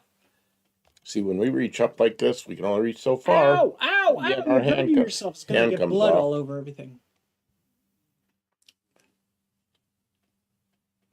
First Cougars he did marry young. That's Reverse cougars, because yeah. of cougars, you know. Okay. I knew guys who were out at the test site. The one guy in particular said he liked cougars because I met a cougar. You guys are silly. He's a guy I told you about him. He's a guy I worked with. He's from Hawaii. He wasn't Hawaiian. I mean, he didn't look Hawaiian, but he was from Hawaii. That's where he grew up. But he was funny as hell. He goes, "Yeah, I met a cougar." Who was mentioning the Celica and the Colt look the same? That was you. Oh, there's a Celica. That's definitely a Toyota Celica. Except there you are the wrong year again, 75. I know. Well, it popped up. We had talked about I it. do like that body style though. Look how cool that little. Look how cool that dash is right there, though. Celica's pretty neat car. Oh, I like those things. I like driving those things. I remember them new. I knew guys in the Air Force had them because they weren't that expensive and they were nice little cars. Okay, I'm going back to your car because I'm gonna just look and see if there's anything else I want. Kevin Smith says I would own that cougar. Have at it, Kevin. It's done. You don't have to do any work. Yeah, Just you don't have enjoy to. it. You don't have to do any work to it. Yeah, that's the problem with the cars I buy. Oh, look at that 75 Matador there. The blue one. Look at it. I thought we were doing 76. Oh, never mind. Don't do that one then. I was thinking I did that wrong. I'm sorry. I was. Why didn't you just search 76 instead of a whole string of years? I don't know. Well, while you're doing that, I can bring up Buddy Carfano's next one, which he did. He sent this in for a Mexican spec to look at because the headlight covers are closed. There you go. Good. That's a Celica. Did Cal Worthington, did he say Celica? I don't remember that. Go see Cal, go see Cal, go see Cal. I remember those commercials. Cal Worthington. He'd have all these different animals. He had his dog and maybe rhinoceros or something. And he was always out there hawking some used cars going, go see Cal, go see Cal, go see Cal. Then I was in the Air Force then, and they sent me to Anchorage, Alaska, to Elmendorf Air Force Base. I'm at barracks. I turn on my TV, and there's Cal Worthington in Cal Worthington Ford in Anchorage. Go see Cal, go see Cal. You got to be kidding me. That guy's in Alaska, too. Yeah, pretty funny. We didn't nearly cover all of 1976 tonight. Oh, is that a 76? No, that's a 77. But that was Buddy Carfano specifically sent that for Mexican spec. Okay. Because it has its headlights covered. Oh, but then you changed to an I Argosy. did. Well, I'm changing it up a little bit. We didn't go. This is very automotive adjacent. Okay. This is a 76 motorhome. That's got two things I want to say about that. It's got the same problem your Dart does with the windshield fogging from the corner. Oh, yeah, it does. Delamination of the glass. But then, does anybody know what an Argosy is? Does anybody know what an Argosy is, what it actually is? It says it has a Chevy 454. Yeah, but it's actually, I'm curious, what is it? there are also Argosy trailers that were fiberglass. But what was the aluminum trailer called? Airstreams? Airstreams. Argosy is a fiberglass Airstream. Oh, it does. It says it's a 1976 Airstream. Oh, Argosy. it says Airstream on it. Okay, I didn't know it said that. All right. Yeah, there it is. Argosy. Airstream is like the Cadillac of motorhomes, isn't it? Isn't that what everybody wants? Is the Airstream? Not an Airstream, says Kevin. He didn't like it. Well, Or it's not a real Airstream? well, it's an Airstream, except it's fiberglass, so it's an Argosy. You can buy Argosy. I remember this because I was working for a guy that had a fiberglass. But you don't have to worry about it getting water damage and rotting all out, do you? well, the Airstream was like aircraft aluminum and all riveted together, and the Argosy was probably less money, but it was the same shape and everything as a Airstream. Front engine? Is that a front engine? It could be. I don't know. I don't know shit about that thing. See what it says. Well, it's a 454 4-speed automatic. See what it says there. Because I would bet that's a rear driver, but I don't know.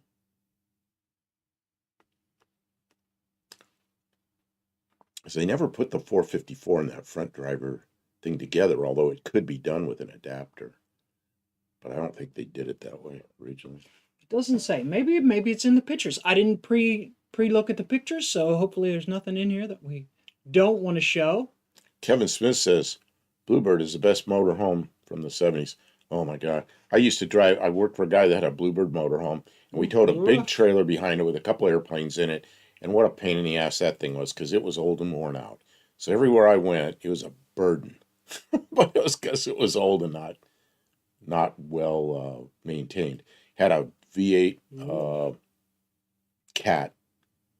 Caterpillar V8 in it. No, Look at that. That is mounted in such a way that's not how a... Well, but the front drive ones had the transmission along the side with like a Tornado. I know what they're thinking, but I'm thinking that doesn't look like it, does it? I'm thinking that goes out the back. Yeah, that looks like a standard out the back kind of. If you look up, I think a couple years later they would have had that. If you look up a GMC motorhome. So you're asking me to do that in... Oh, look at that, 86,000 miles. That's a Chevy speedometer, obviously, with rusty screws. Chevy Power. Somebody said the Bluebird. Somebody wanted Bluebird. Those are ritzy. Yeah, but they're... Oh, my God. Yeah, the guy that bought it, it was probably ritzy when he bought it. He had nothing but money. But then, by the time I'm driving at the air shows, it was 20-year-old, not maintained well. Yeah, 3208 Caterpillar. Yeah, something like that. It was like, I remember that number. It's probably what it was.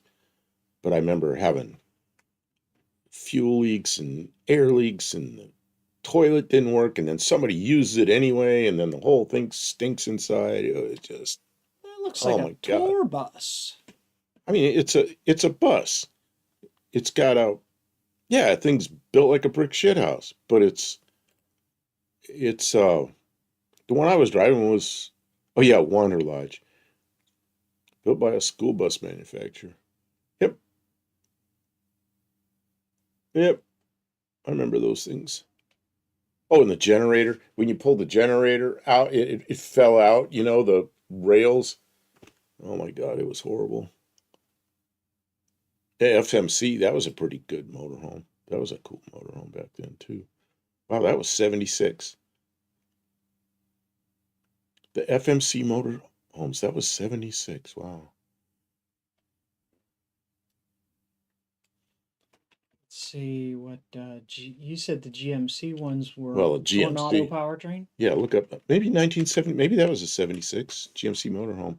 Oh yeah, there's 76. Here we go. It's even the right year. That's a front engine, front drive. Has the Tornado drive train or Eldorado, one or the other. They didn't even make it look different from the school buses, says Mexican Spec. No, Yeah, they didn't yeah. make it look different than school buses. Nothing ever goes wrong with motorhomes either. Right. It's true too, Well, because these they are. say it on the internet. This was a great machine, and my guess is they were expensive. But I've got a friend out. My guess, yeah. I've got a friend out in California really liked these. And back when I knew him when we were young, he was restoring a there's a two-seat nice- Thunderbird. Holy crap! Are you kidding me? That's a real. That's the real. Oh my one God. Right there. That's like something you could take to Antarctica That's and like drive it around. tractor trailer tires So- on that sucker. So now he's restoring a GMC motorhome. The same guy. Bluebirds mostly had a round kitchen in the rear of the coach. Kim, I want your mouse. I want your mouse. I want your mouse. You stole my mouse. Yeah, because I'm going over here. If I can ever get over here in You're time. getting over there. Skip. Oh, okay. There. He just wants to keep talking. I just okay. finished that. Well, I just wanted to say this one. FMC are the absolute top of the line. FMCs are pretty nice too. Yeah, the GMC was front drive. So I'm just reading what people are writing here. Yeah, and there's a guy I know that's restoring one. That's a hell of a project. Check out this one, original lime green. Oh, that was in 1976. That was a cool interior. Yeah. Now you look at it and go, that looks kind of like it was from the 70s. it was from the 70s. Yeah. All right. I saw one and I thought I'd mix it up a little bit from cars.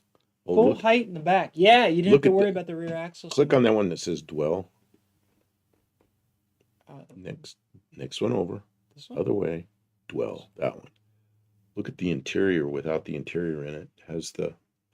I just want to see what the structure looked like. See the back wheels are just rolling. There's no drivetrain back there, so the floor can be really low. Yeah. So even though the motorhome's kind of low, you could walk around in that thing real easy. Because the front driver, Bluebird had an intercom so you could talk to your chauffeur. Well, I drove the Bluebird around and there was no intercom in there that worked. Mexican Spec says, we appreciate your effort, Kim. Don't we? They're like, meh. I'm just trying to keep it interesting, mix it up a little bit. All right. Wait, now. Oh, come on, give me. What are you looking for? I've Something. seen some trucks. Oh, 1976 trucks. She's still looking through. Marketplace. There's Marketplace. Oh, and you it's guys forgive me. Oh yeah, it's a video of it. That thing got up and went. Did you see that? Yeah, I saw it. I don't want to see it again. Okay. I want to see the pictures of the truck. Oh, look at the keep the air from going underneath. Oh, this is all molested. Yeah, it sure is. The scoop is all. Oh, what a mess. I wondered why they wanted $4,500 for it. It's like full on race. Steve Edwards, hey, how Sorry you doing? about Good that. evening. Sorry about that. I'll go back to looking for. We haven't done anything with CB radios tonight, Steve. We've been living in 1976. What kind of CB radio? If it were 1976, if the year was 1976, and you had to go and buy a radio, what would you want to get? What would you want to have? Or what would you have in your rig in 1976? That's an interesting CB radio question that is automotive adjacent. I know what I had back then. Midlands. I always had a Midland. I had a... Oh, what was that thing? I had a Royce, but that was prior to that. So in the 70s, mid-70s, I had what I just say a second ago, Midland. And there's one sitting right there, Kim. There's a Midland sitting right there. We've used it. The Midland hooks up to this mic. Do you want me to bring it over so you can see? No, Is no. that a 76-ish? 76-ish, but no, you don't have to bring it over here. We need to see. Do you guys want to see it? If not, I'll it's a bring it big, over. heavy turd, and it's sitting there. It's a base station. No, we don't need to drag that over here. Hippie Long says Midland. Stray Bullet says realistic. Realistic. Mexican Spec says Cobra. And Cobras were always good. And Realistics, I just didn't buy stuff from Radio Shack then, but I kind of wish I would have. 38 Racing, Cobra and Realistic. Realistic was all Radio Shack. Steve Edwards, Courier Gladiator was the biggest mobile. Oh, okay. Weren't you just working on a Courier? Remember the CB Radio coffee break club? Oh, yeah, the breaks. I remember going to breaks that were huge. Huge. Dr. Go's here. Wow. And we're due because see, Steve Edwards has a CB radio channel, so that's why I'm kind of asking his opinion. Dr. Go said one of those GMC motorhomes pulled into Lambert's Thursday during No Name Nationals. I don't remember that. Very well could have. Patrick Sullivan, realistic, 100%. So here you go from the CB radio guy. This is what he thinks of. It's the Courier Gladiator. 23 channels back then. I remember I had illegal channels that were up above that, but then they became legal, and it even went higher than the ones I had. So mine were all of a sudden legal because I came out with 40 channel CB radios. That's a fancy. Oh, radio. 39. Look at whose stuff you're looking at. 390 Wagon Master. Oh, really? He's the guy. There's his picture. That's his thing. Right He's there. the guy That was completely unintentional. Steve and I are. That's just a really good picture. Are always in his live shows on Thursday night. There's the crossover, guys. It happens. It just accidentally happened. It happens. It's pretty neat stuff. Yeah. All right. I'm going back to your picture. Do you have any different pictures? Or have you gone through everything? I've gone through my pictures. I think there's one more left. Oh, there's two more left from Buddy Carfano. I can. He's had so many. I've just kind of. Oh, this is another big wagon, but this is a really cool picture. You missed out, but Radio Shack had everything you need electronic wise. You know what? I used to get a lot of stuff from Radio Shack, but I got their. I was always in there for parts and everything. Steve Edwards, 76 Browning Golden Eagle 3. Oh, I had a friend that had a Golden Eagle. I remember he'd key up with his D104 and make that noise every time he keyed up. Kim, look at this picture. You could zoom in a little bit. This is another one that Buddy Carfano sent in, and I'm looking at this. Oh, this is the giant Chevy wagon. I'm looking at the giant Chevy wagon, but then in the corner of the picture, there's that 1970 Dodge that I'm looking at the corner, and I like those so much.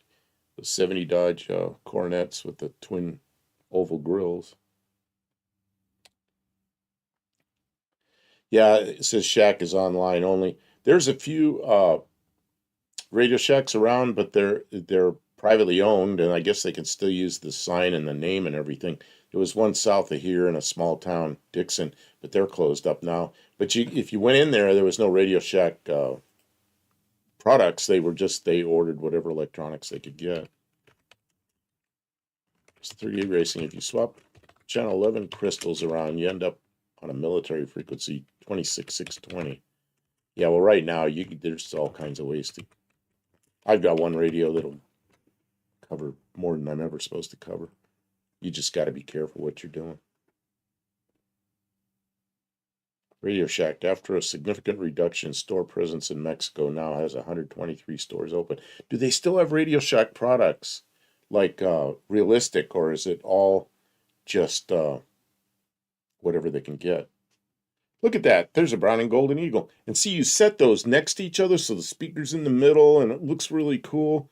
Or some people set them like that, but it's a transmitter and a receiver. And when you key up, you push this button, it transmits just tiny bit before the receiver, so there's a feedback. It goes, doo, and you hear that. And when you hear it, you know somebody's using one of those radios. And that was a top-of-the-line radio. I had a friend that I'd sold him my Royce Mobile, and he got into it so much, he started buying radios, and he ended up with one of these. and an amp, and I helped him put up a 40-foot tower with a beam and everything. Really got into it. Olive says Radio Shack became a cell phone kiosk a few years ago here. Yeah, that's what I saw happen to the. Yep. They were selling like remote control cars, the prepackaged ones that you couldn't work on, and cell phones, and then they were gone. That's what I remember about them. 38 Racing. I have a 5-channel tube type bass around somewhere. When I first got into CBs, a neighbor of mine had a CB radio. It was a Heath kit. It was either 4 or 5 channels, and he had like 3 channels in it.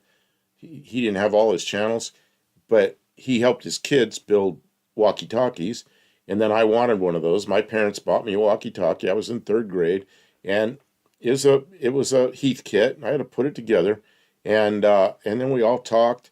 And his father, big long antennas on theirs. So everywhere those kids went, they had to report to their dad like every hour where they were, what they were doing. But it was a big deal. And that was in 1963. We were messing with the 100 milliwatt walkie-talkies. So that was my first CB. And that started the whole thing. Radio Shack scanners were great. I have 2 Radio Shack scanners here. One's in the shop, one's up here in the house. But now so much stuff on that you listen to the scanners encrypted. Yeah. The best things I can listen to now, they have what do they call them, barges, like tugboats or something over here on the river, so you could hear them sometimes. And the trash dump up here, they talk to all their people that come and get the glass and they get plastic. I can hear all their stuff. Yeah, there's interesting stuff to listen to. That's what happened to scanners. Oh, of course I can listen to air traffic too, but yeah. Free battery every month at Radio Shack. You remember that? You got your little card punched and you get free batteries at Radio Shack. I remember that. They got you in the store every month. Yeah, that would be good. Okay, you got any more pictures? Because I got one here from Buddy Carfano. Here I go. Another one from Buddy Carfano. You might have to zoom a little.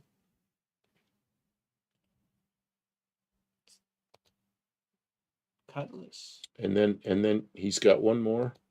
And I think I'm going to call it quits on the emails after this. Why did that happen? Oh, he sent this in earlier and I missed it. He sent it again.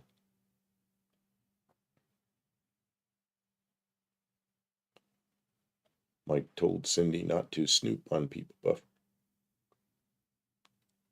Spotify is the new scanner.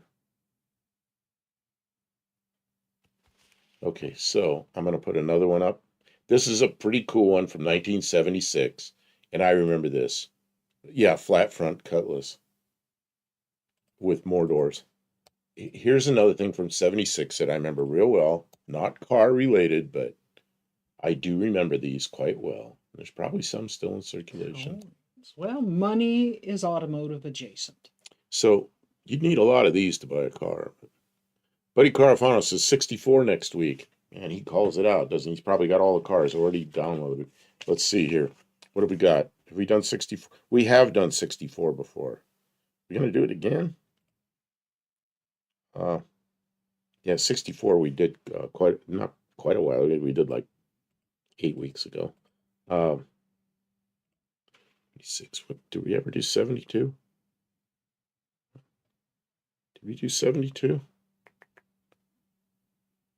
If it's not on that list, I don't have it. Back 6 or 8. Or how about 72? Because we already did 64. I don't want to do it twice that soon. But how about, what does anybody think about 72? Or do you want to do something else? I'll let people in the stream. Let's see, Buff. The 76 flat front Cutlass was what I took my driver's test in and got 100%. It was such an easy car to drive. Man, you got 100%. I got a 99. Pisses me off. I really wanted 100%. Pisses me off.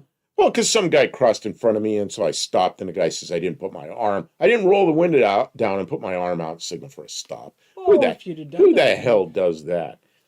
If that guy hadn't crossed in front of me, I would have got 100%. He's just looking for. He couldn't give me 100%.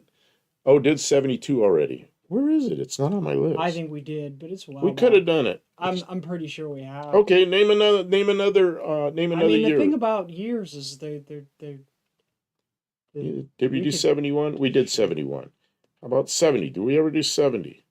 Ooh, I don't see 70 on the list. Oh, I don't remember doing 70. Does anybody? There's a bunch of stuff that we didn't cover tonight.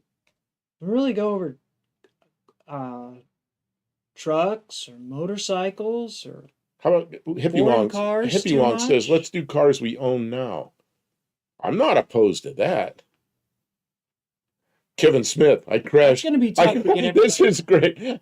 I crashed on my way home from getting my license. No kidding. Oh, man. At least you didn't crash during the test. 70 was the first week. Okay, so how about this July 4th, the world's largest time capsule will be opened. I plan on being there. Really? Oh, neat. Won't be like the last one where they had the 58 Plymouth that they found it underwater. Man, you remember that? That was That was quite a while ago, but I remember they opened it up and it was underwater. That was a disappointment. Been underwater for like 40 years or something. There's all kind of things growing in that car. Let's see. Olive, that is a personal thing. What is this word? What Olive say? Not expecting to be proud next year, actually. Next. I don't know what that is. Okay. But car phone says 85. We done anything that new? What? Danny Boyd. Hey, Danny Boyd's here. Welcome. I think we did 85, or maybe He we says did one kid in my class got a 87. DUI his first night driving. First night of having a license. That's bad. Jeez. Man. Didn't wait a moment. 38 Racing Hippie. I'll try not to flood Buff with pics. Oh, yeah, because you got so many cars. What we should do is what people have done to Corvairs. CNN 38 Racing could send all those pictures. The first time I saw him, he was messing with a Corvair, and I didn't remember who he was. And then he was doing all the 59 Chevy stuff when I met him and all that. And it was like a year later before I figured out he was the guy with the Corvairs. It's like I didn't even understand it was the same guy. Kevin Smith, I ran into a gas pump showing off because my buddy worked at the gas station. Oh, a friend of mine who eventually ended up being a police officer. He had a 72 Dodge Polara that is actually his mother's car. And he flipped a big U-turn. He was 16, went through a gas station, it was closed, caught the rear bumper on a gas pump, ripped all the sheet metal off the gas pump, got out, cleared it out of his bumper, and they drove off. And he got feeling bad about it. So he called the police and said, well, I had an accident. And the dispatcher says, was it at a gas station? And he goes, yeah. So go back to the gas station. The police are already there. So he went back there. But he ended up being a cop. He ended up retiring as a police officer. He was one of the guys I knew that he wrote like one ticket in his whole career because pretty much he had to. Somebody did something so stupid in front of him that he had to write a ticket. But it's pretty funny. He said mostly somebody does something real stupid, like blow a red light in front of him, he'd stop him and talk to him. And he goes, most people kind of rattled, and then you just let them go and they probably won't do it again. So, yeah, anyway. Street Bullet, we used to drink a lot as teenagers back then. Yeah, I did some of that too.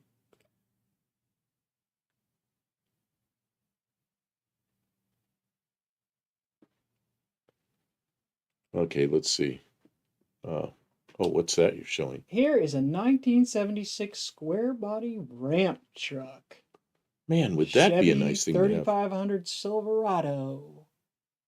Formerly owned by BJ's Towing Service. Their motto, painted on the side, BJ's Towing. You blow 'em, we tow 'em. Jeez. That's terrible. Oh, the things you find. This is a real advertisement, by the way. $4,100 In for that. Lewisburg, Tennessee, $4,100. That might be worth $4,100. He says it's complete and working truck minus a motor.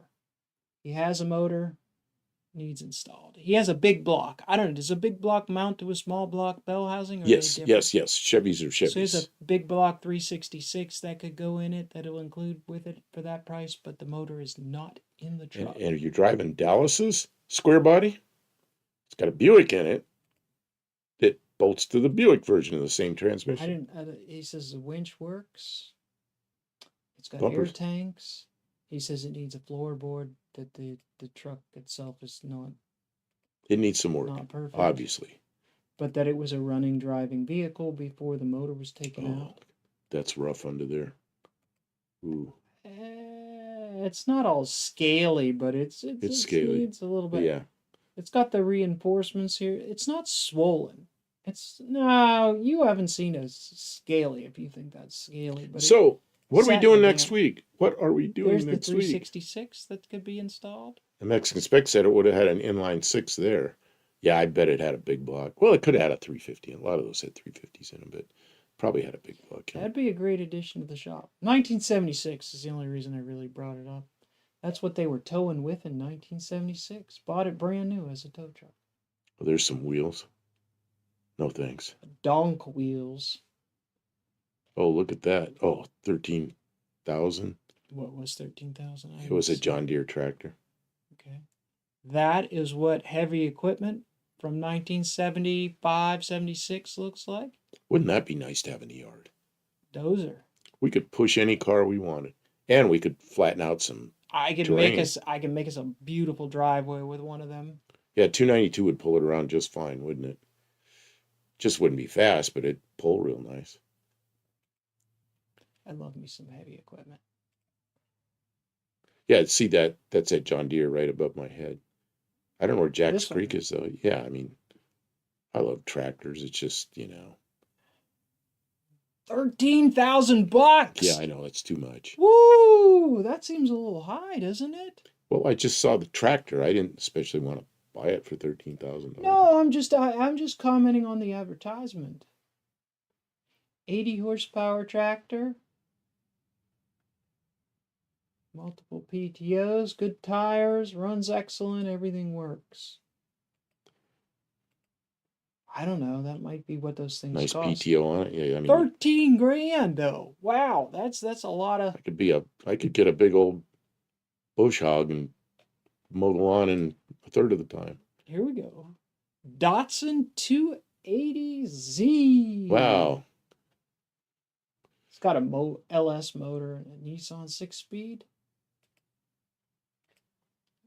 Looks Andrew cool. Button's here. Hey, good evening. Looks cool in pictures. Olive says in that condition it's worth it. PTO cruiser. Yeah, like a PT cruiser. Well, it's a PTO cruiser. It's a power takeoff cruiser. It's worth $13,000. It probably is, but I don't know the not prices us. on Not farm us. Yeah, It's we not. have no use for We it. don't have a use for something that big. I mean, I'd love to have a bigger tractor than what we have. Because what I have is a garden tractor, and what she has is a small skid steer. And every time we use that skid steer, we're pushing it to its max. Why is this 75 Nova so cheap? I'll bet you it's rotted. Probably rough. Look at the holes. Yeah, I bet you they're looking really ratty. Oh, look at the body.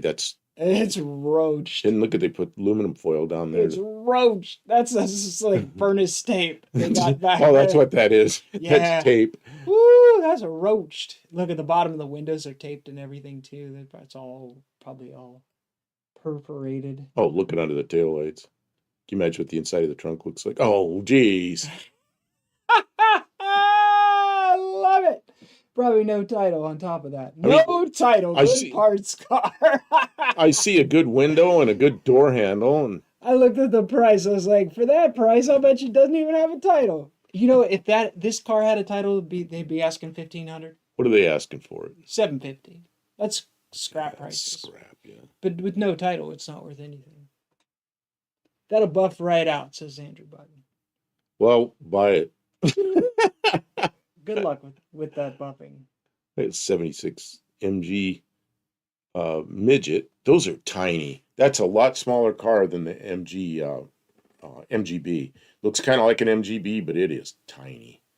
It looks like the size of the Spitfire. That's the only reason it even brings that anything It's to the mind. same size as a Sprite, as an Austin Healey Sprite. What are they asking? $3,000 for a little sporty car. Yeah, but that needs everything. Runs and drives good. Someone started restoring, didn't finish. The paint's pretty good shape. The car would be perfect for someone, It's a lot of money for a little car like that in the world today. Danny Boy says, I know what I got. I know what I got. I hear people say that. $750, I know what I got. No low ballers. No tire kickers or low ballers. Nice, I know what I got. Nice color, though. Like you could save the paint. Oh, wheels.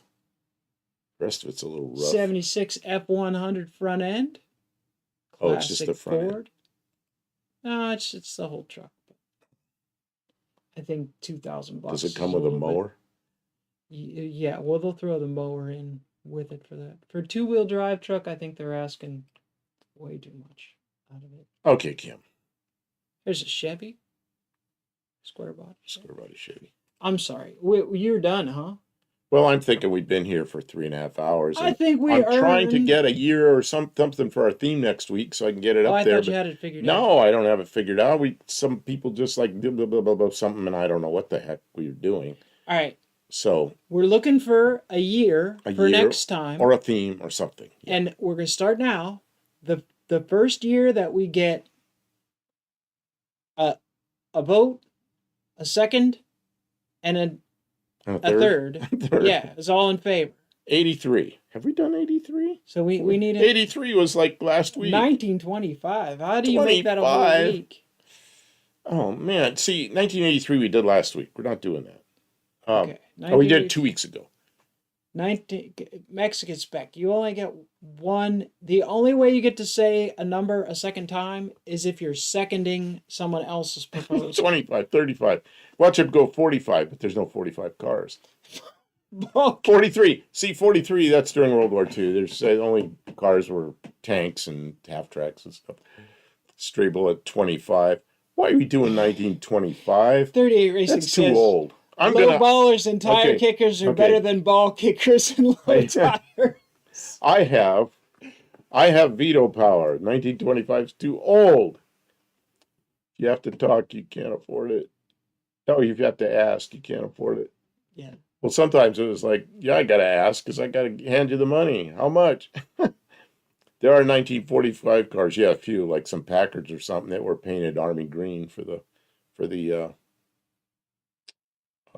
military. Yeah, so generals had something. Look at this, 1925. Are we really going to do 1925? Mexican spec. That's a second on 1925. Oh, it's the third. It's the third on 1925. But who else did it. 1925?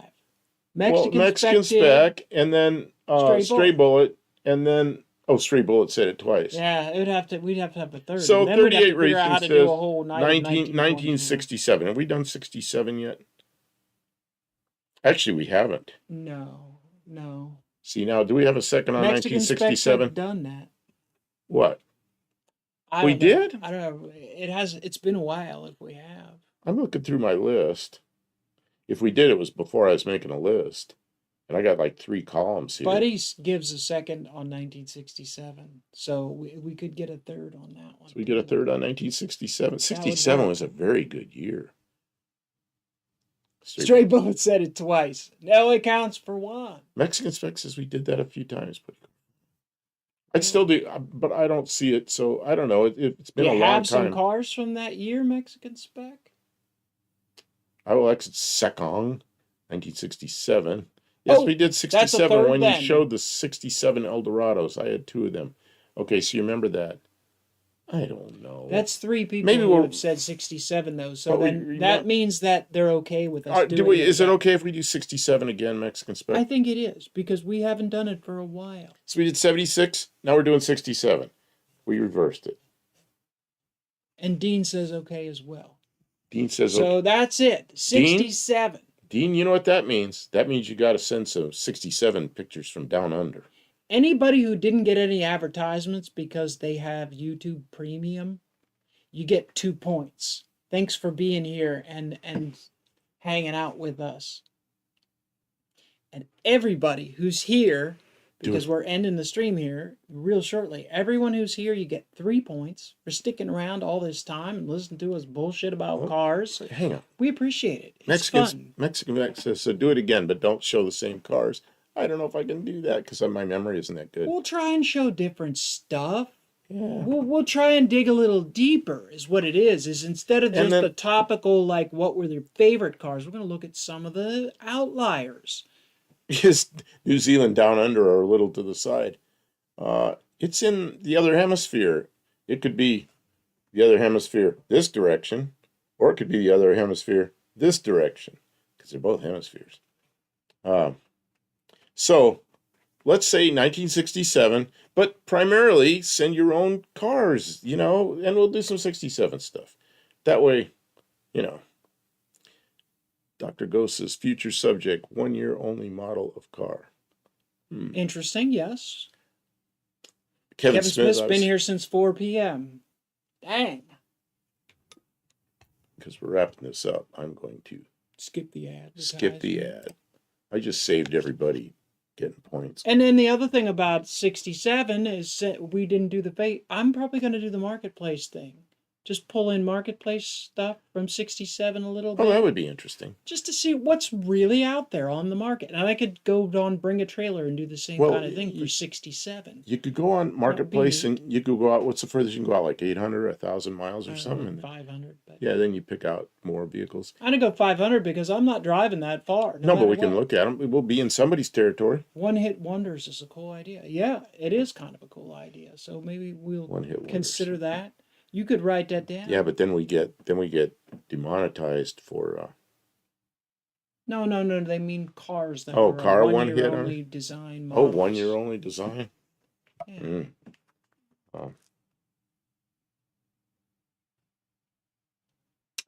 There was an ad, but I completely ignored it. Yeah, well, you don't get points if you don't call it out. But I understand. Sometimes you just want to relax.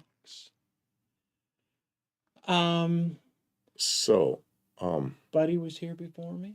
Well, yeah, they were some real early people in. Well, I put the thumbnail up like at noon or something. It was pretty early, and man, right away there were people in there. So 1536. You guys are great. We appreciate you being here week after week with us, spending some time shooting the bull about some old cars. And every once in a while, we bring up a story or a memory. I hope you guys have been entertained or inspired in some way. We'll be back in the shop. We have some stuff to do, as always. I got some more paint. We have to do some shorts. Oh, man. We still have to do shorts tonight or tomorrow morning? We'll do them tomorrow morning. All right. And, yeah, but we'll be in the shop sometime this weekend. And we'll do a live, probably starting around 9 or 10 at the latest. At night. That's in the evening here in this side of the world. So, yeah, look for that. And thanks to our moderator, Mexican Spec. Thanks for all the super chats we've gotten along the way. Although tonight it was a little lean on the super chats. But you guys, most of the people in here have already made contributions. We appreciate you. We don't really expect that, but it's always welcomed. And gets pretty deep. Yeah, Buddy Carfano says, came in early, stayed late. You sure did. You're one of our biggest contributors, buddy. You send me stuff. As soon as we're done here, I'm already getting emails from you. Go find something else to do. Touch grass. Pet your cat. Danny Boyd says, thanks, Buff and Kim. All right. We'll talk to you all soon. Let's hang it up. Thanks. Say goodnight. Good night.